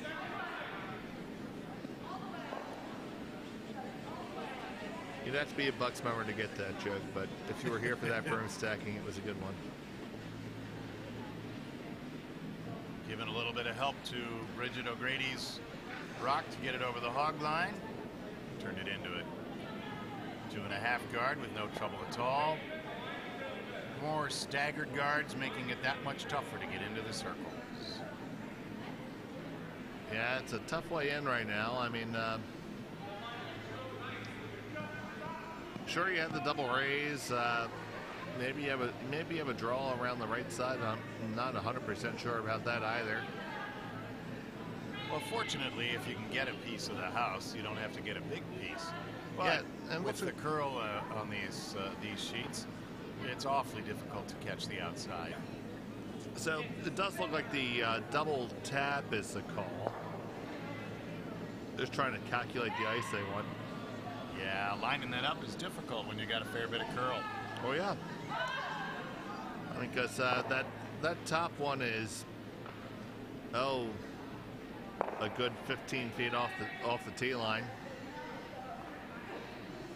So you got a lot of angles. You have maybe half, 3/4 of an inch to work with for it to be good. If anything, you want to miss it. You want to hit nose. You never want to hit to the right side of it. That would be bad.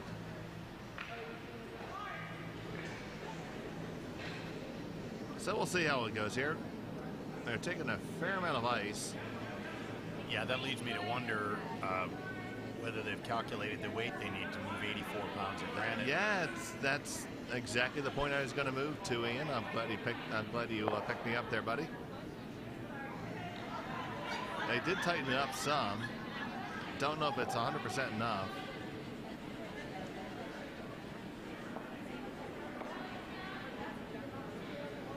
Well, I suppose if it ends up draw weight, that's sufficient weight.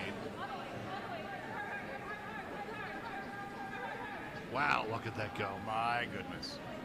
Look at that go.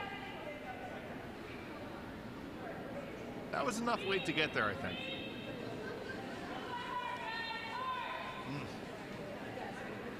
It's got to be frustrating. But smiling like good sports. No, absolutely. And, it's not always easy for sure.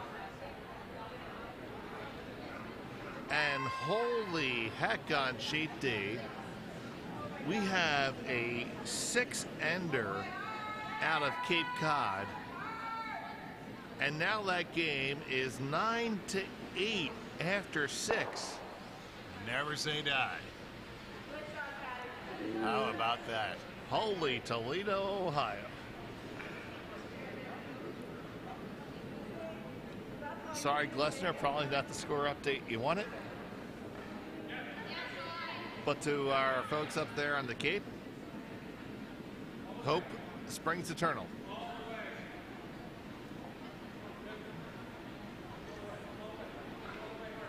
Kind of wish I saw that develop. It's true. It might have been very, very interesting. Amy O'Grady with her final rock of the 6th end. And more junk. Yeah, more shrapnel. 100% the right call here. Absolutely. Clutter, clutter, clutter. More clap.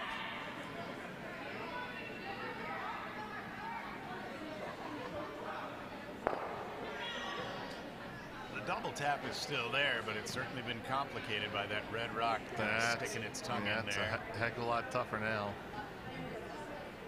Angle raise. Oh, gee. Tough, tough, tough. There's an in-off on that outside red that almost bites, but that's tough to get to as well. Not a lot of good options for our friends from Ardsley. No, I mean, they're throwing way outside here. I think I'd almost like to raise that blue rock on the left and actually come at it with the out turn. I think that might be a little bit more controllable. Put the broom maybe just outside the button on the right-hand side as we're looking at. Yeah, then you can take the ice you're comfortable with rather than trying to guess how far up the sideline you need to stand with the broom. That said, this doesn't look bad. They got to get on it. They're going to be on the inside of the stone very, very soon. Oh, I wish I wasn't right about that. That was a very good effort. Yep. It will be...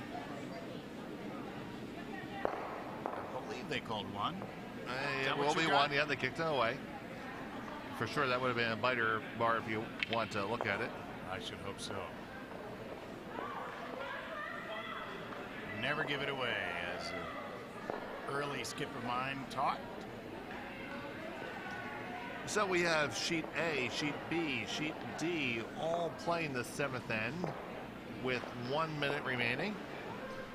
As our Bonspiel committee member Ian Sheffer lingers outside the booth.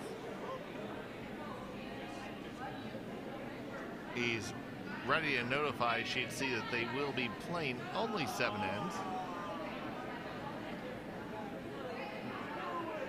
The question is, did he turn off the hockey buzzer? We'll know in 35 seconds. He will forget at least one time this weekend. This will happen. Handshakes on sheet B. All right, and that will be the final.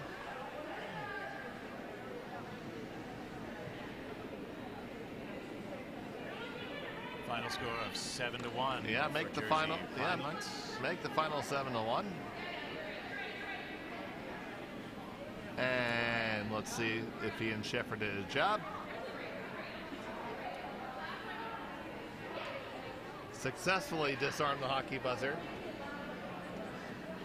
We still got a lot of draws to go, Ian. I love you too.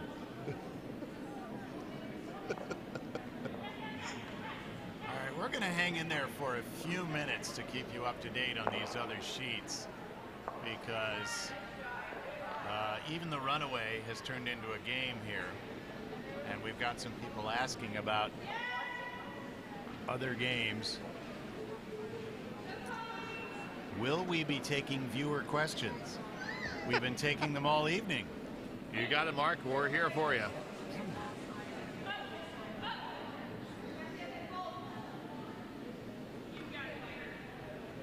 The question is, how much XLR cable do we have here? Enough.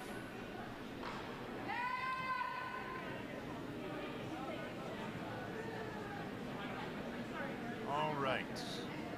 On sheet A, after 6 ends, the Blue Rocks being thrown by Keister of Bucks.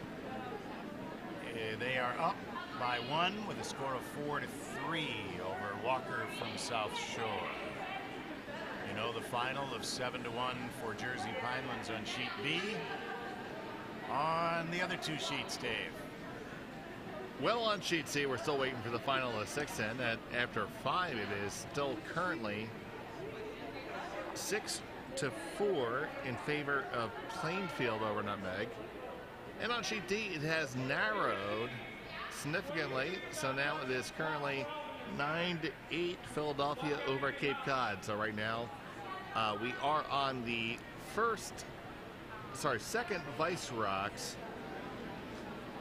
for Philadelphia, and it is Cape Cod setting the 1, I believe. Philadelphia Stone coming down. Sweepers are leaving it alone. Watching the weight, it does wick off the center guard, and it might have needed to do that to bleed off a little bit. Yep, and it ricochets, and it is Philadelphia the shot stone at the moment, but fully exposed.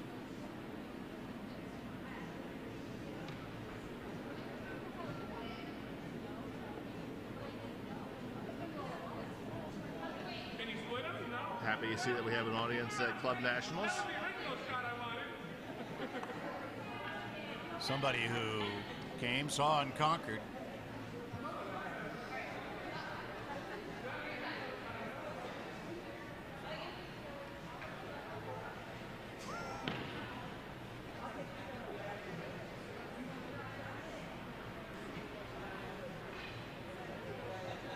So first skip rock for Cape Cod over on sheet D. And they're looking to throw the takeout on the Philadelphia rock that is exposed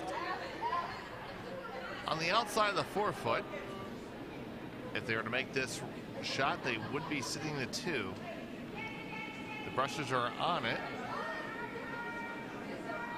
quite emphatically. And it will be flashed and leave Philadelphia sitting shot at the moment. Philadelphia does have the last rock. They have the hammer in the 7th. So do we guard this and then try to put in another with the hammer? That appears to be the call right now. With the ice, I have to agree. Now this is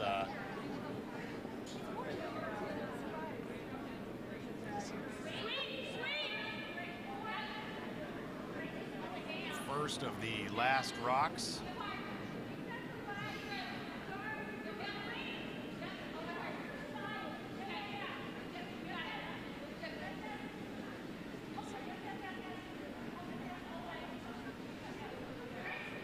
And it is coming down. It's going to over curl just a little bit. It's going to leave the rock exposed, but it is going to sit. That's Lisa Kryling throwing the last rocks. It is for Lisa, yep. Christina Kisak. We got handshakes on sheet C.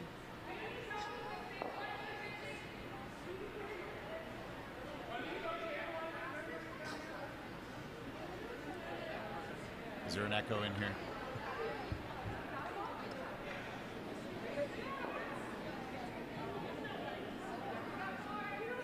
I was so focused on the lineup on D.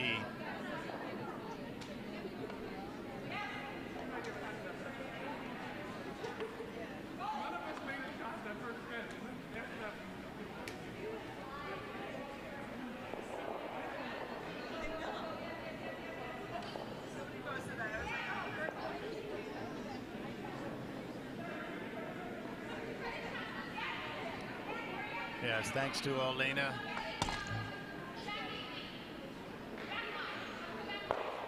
Posting our picture.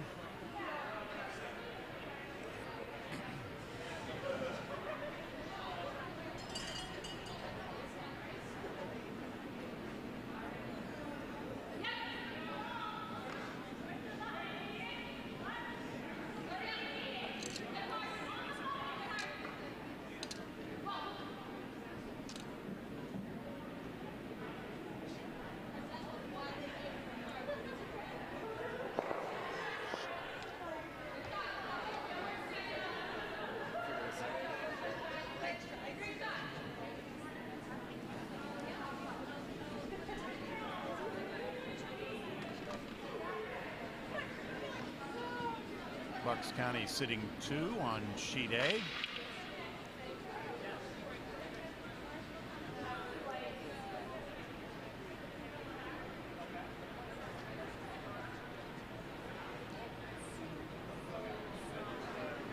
Looks to me like Cape Cod with a steal of 1. I think it's hard to tell at this angle on sheet D. See what they hang.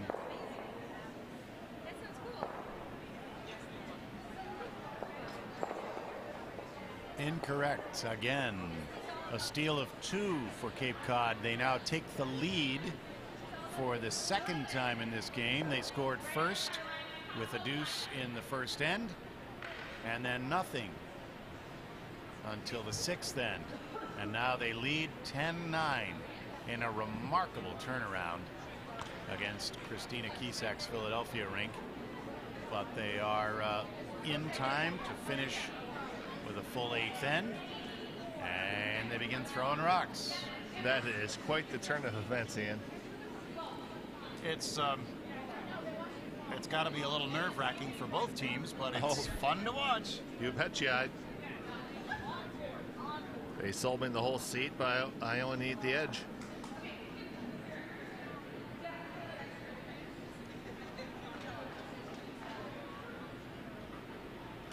I'll leave the remainder uncovered.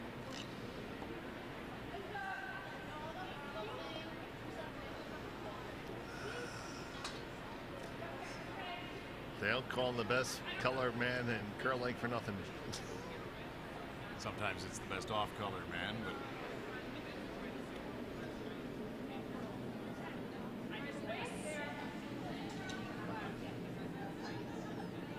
Philadelphia throwing a hit with lead rocks on sheet D. They've got the hammer coming home down 1. And that first rock is flashed. And we are already setting up for a skip rock scenario possibly there. Now, how would you play this right now? Would you play the split, or would you play the guard to try to win it? Well, it's tough. I think I might lean a little bit toward the guard because it's behind the tee. But on ice this curly, I don't know that you can guard that.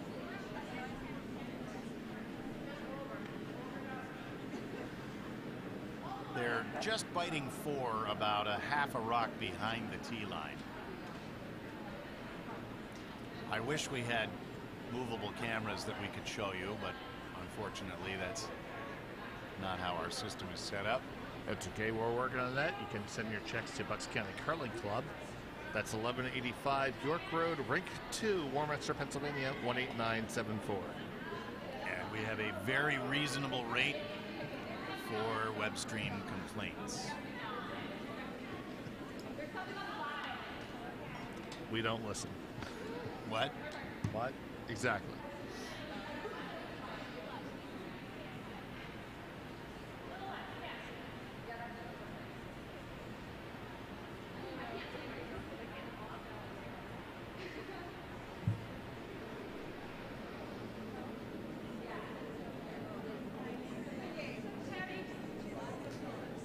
So the Philadelphia Rock is coming down.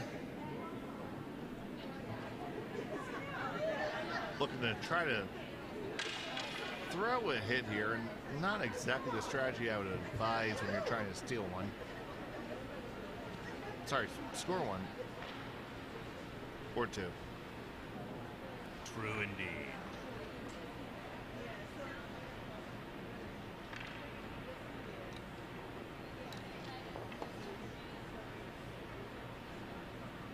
The Walker Rink from South Shore is taking an extra minute or so to discuss the first of their red skip rocks. They are sitting 1 in the back, well, side 4 behind the tee. And boy, it just kind of alternates there. Red is shot, blue is second, red is third, blue is fourth, red is fifth. So a little jostling could go a long way with 3 rocks to go on sheet A. The red rocks of Walker from South Shore down 1 as they're about to finish the 7th.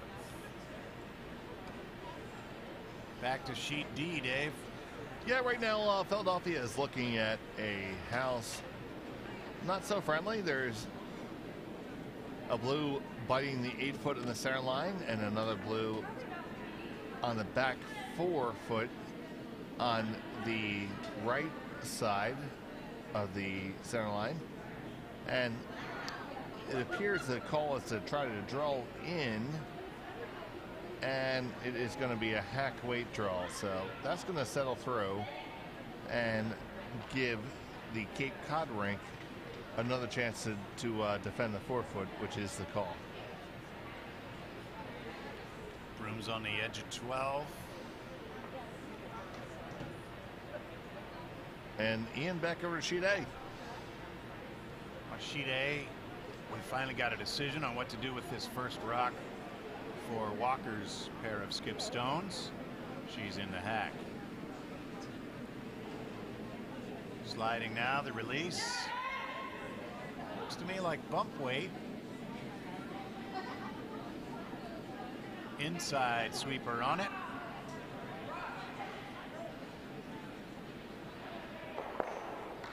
Knocked a couple of blues out of the way and left the red in a very tappable spot, but did not rearrange much inside the house.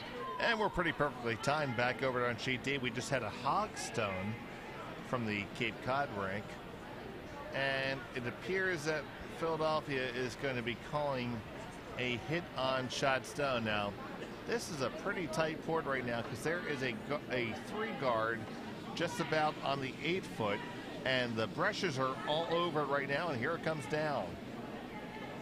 Down to the hog line. It looks like it has cleared the guard. It is past the guard. Oh my just goodness. hits the shot rock and does not clear it. So it is still the 2 stones sitting for Cape Cod right now.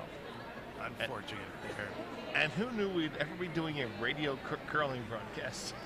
It's pretty exciting stuff. It's a good thing we're Lubricated. provided with great faces for radio. We have great faces for radio. Comes another guard for Cape Cod. The broom is a little bit further in because they are hoping to cross the center line and come out a little bit to cover their rock that's now sitting in the back 8 after the nudge that Philadelphia gave it. Looks like it's back line-ish weight. Oh my goodness, yeah, that's a little bit too much on the guard. Back line is a perfect weight call, Dave. And that is going to leave the shot rock open again for Philadelphia. And that is the call to hit and roll in, taking about 18 inches of ice. That would indicate a firm control weight. Lest you think you're missing anything on sheet A, the Bucks rink has They're still taken talking. some of their thinking time.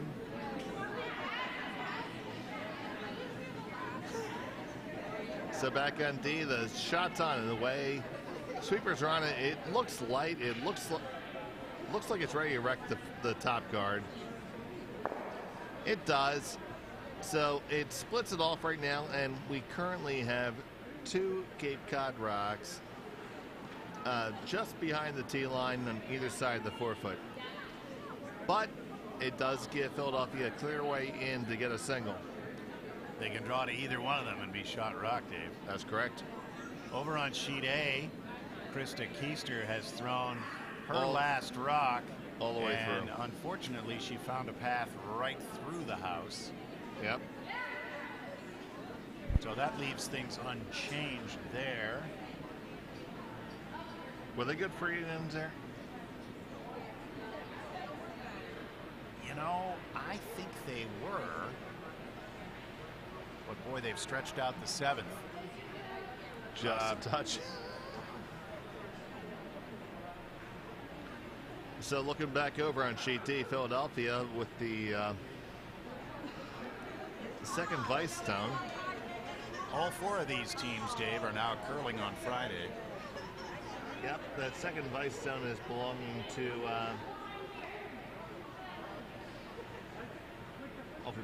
Oh, that's Megan. That's Megan Barrett, yep.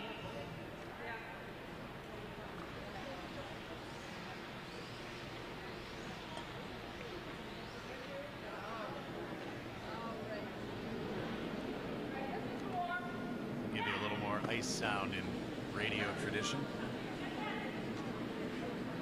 So the stone's on its way. It's looking to be a call for a hit and roll. Unfortunately, it hits. They tap, but not very far. And leaves 1, 2, and 3 Cape Cod stones counting. So we're on the first skip rock for Cape Cod on sheet D. Appears are going to call the guard. And what do we got going on sheet A?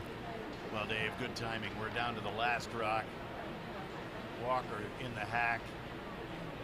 Broom almost out to the edge of the 12.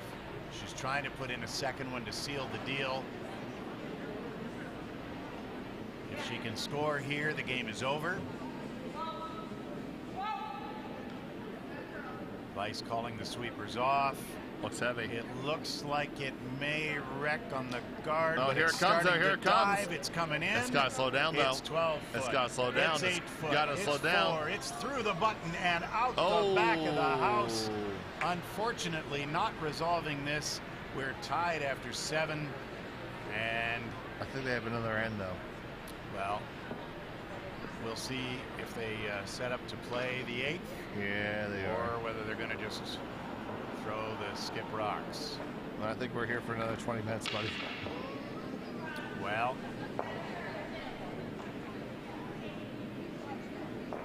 So over on D, we have the first skip rock from Cape Cod. It seems almost to have lost its handle. It has, but it's They're going to sweeping it in. It's going to have a very nice place. It's center line, almost fully on the 8-foot, leaving Cape Cod sitting 4 right now.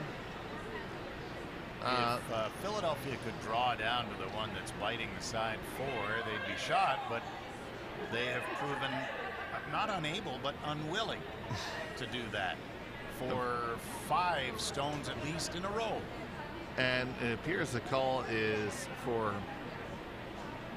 a hit, which I feel might be a touch ill-advised.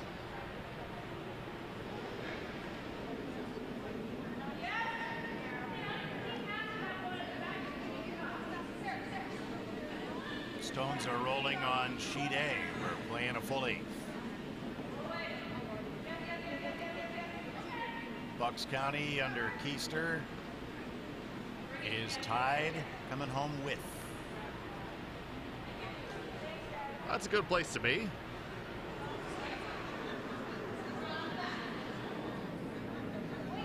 First stone for South Shore ended up being a bit of a corner guard, and Krista wants to draw under it. Over on D, Philadelphia coming down with hit weight. Rearranged stuff, and I think accidentally they may have rolled. I don't think it's shot. I'm going to have to go over and take a look here, partner. I think you better. While Dave strolls over there, we'll take a look at the Bucks. First rock coming down on sheet A. Did not quite tuck behind the corner guard, so thoughtfully provided by South Shore. Biting top 4 off center. Back on sheet D. Still blue on sheet D, according to Dave. South Shore hitting. Inside curl sweeping. And chipping off their own corner guard.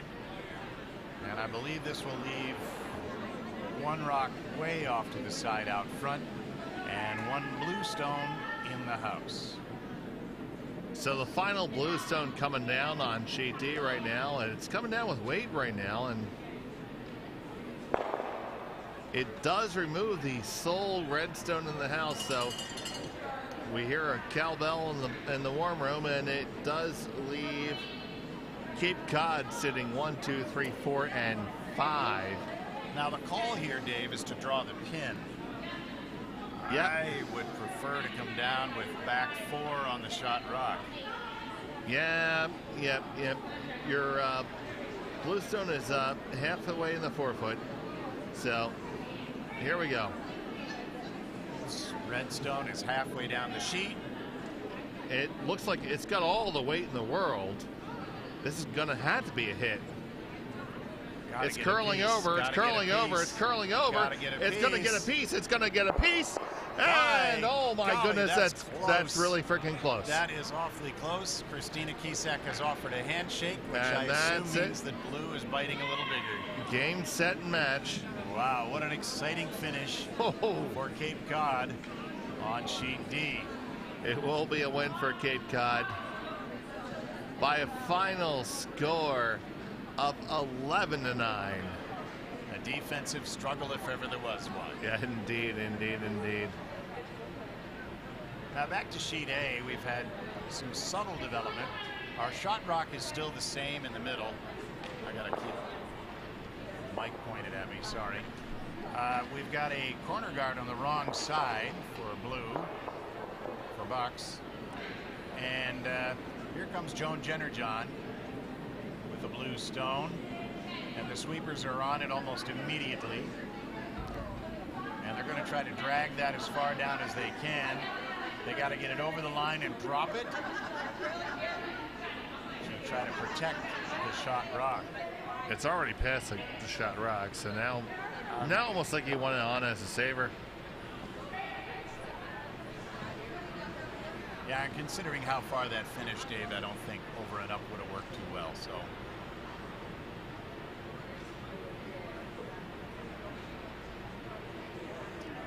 So we have a hit called back here.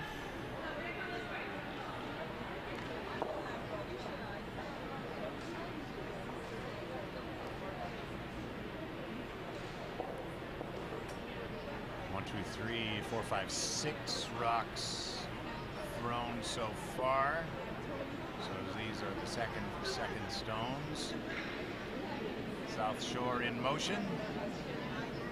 Stone is halfway down the sheet. Sweepers are watching, not very interested in sweeping, hoping it curls a little bit more to get a piece of the blue. I think they're going to get a piece. They're just going to knock it to the back 8. Back 12, which is enough for the red shooter to remain as shot rock. So the call is here for a hit to remove the red rock. They're throwing inside out here, which I kind of like right now.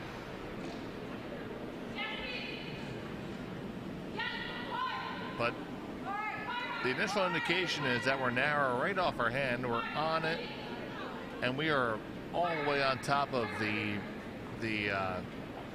guard and gonna skitter through, open things up, but it's still gonna be the shot stone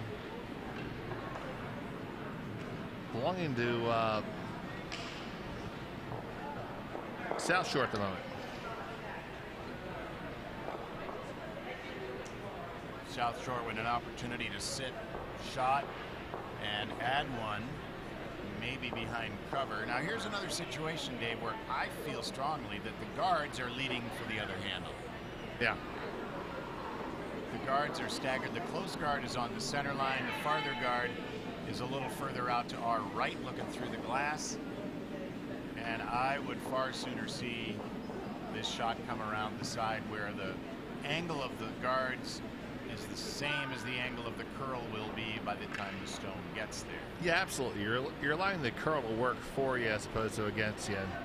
Right now, that stone just came down to the Bucks County stone that is on the back of the 12-foot now, which gives a pretty large pocket for Bucks to curl into.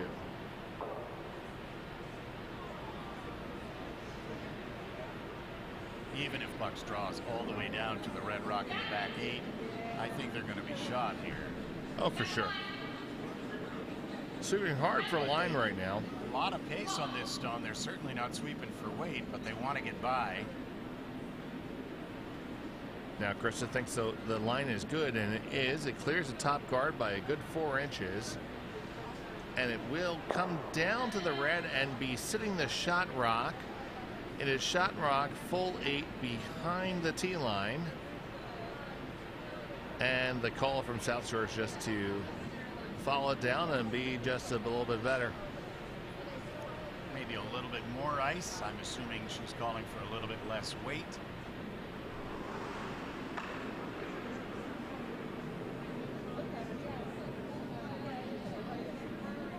Sixth red rock, halfway down the sheet.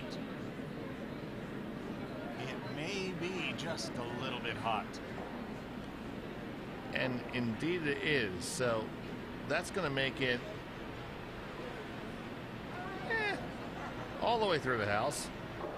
So you like here a top 8-foot shot? I like something in that draw path. Although, okay, so draw weight's been called for, and looking to be in front of the tee line for sure, and just covering up the shot rock. Here's what I'm wondering, Dave. If Bucks is able to successfully guard this spot, will South Shore see the draw on the other side? That's a great question. We've seen a lot of tunnel vision this evening. And definitely some opportunities wasted. Oh, now this is coming down to the tee. Just biting top button. It's a beautiful shot, and it's mostly hidden. It's not so bad. it's mostly hidden. Yeah, I don't know how you come down with that turn and sit shot. I'm not sure you get to that with enough weight to move it.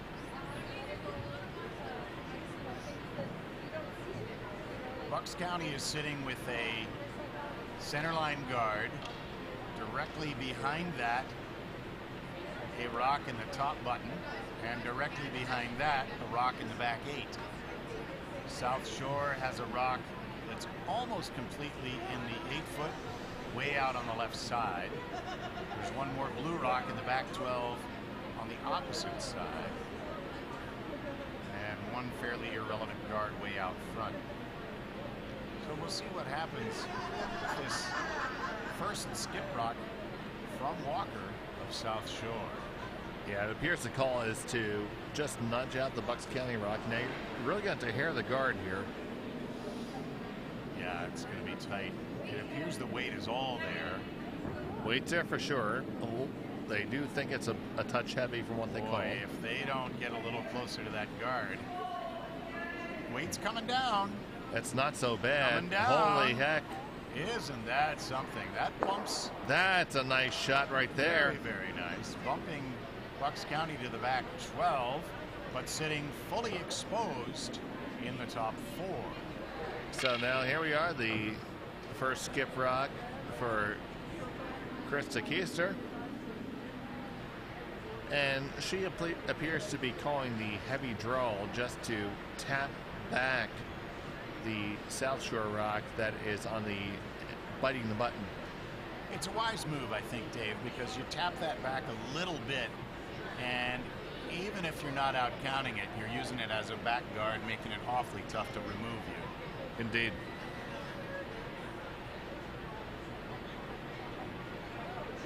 We'll see what the sweepers think of this.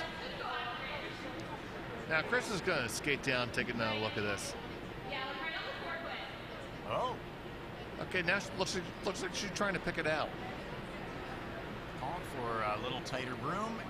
It's right on the edge of the 4-foot now, so we have to assume we're going to see a little bit more pace on this stone.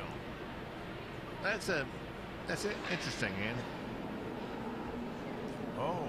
That's a skosh wide. That's a little bit more ice than she needed. I think you need to play off that red one there. I think it's a field goal, unfortunately. It's up, it's on its way, it's spotted, it's up, and it's good. Well, this is an opportunity for South Shore to put a guard up.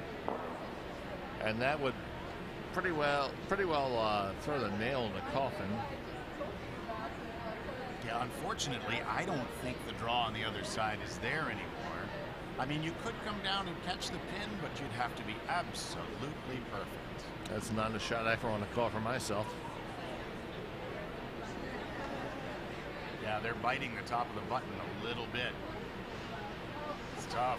I mean, right now they're gonna guard the shot stone, and there will actually be a double there left. And that raises an interesting question.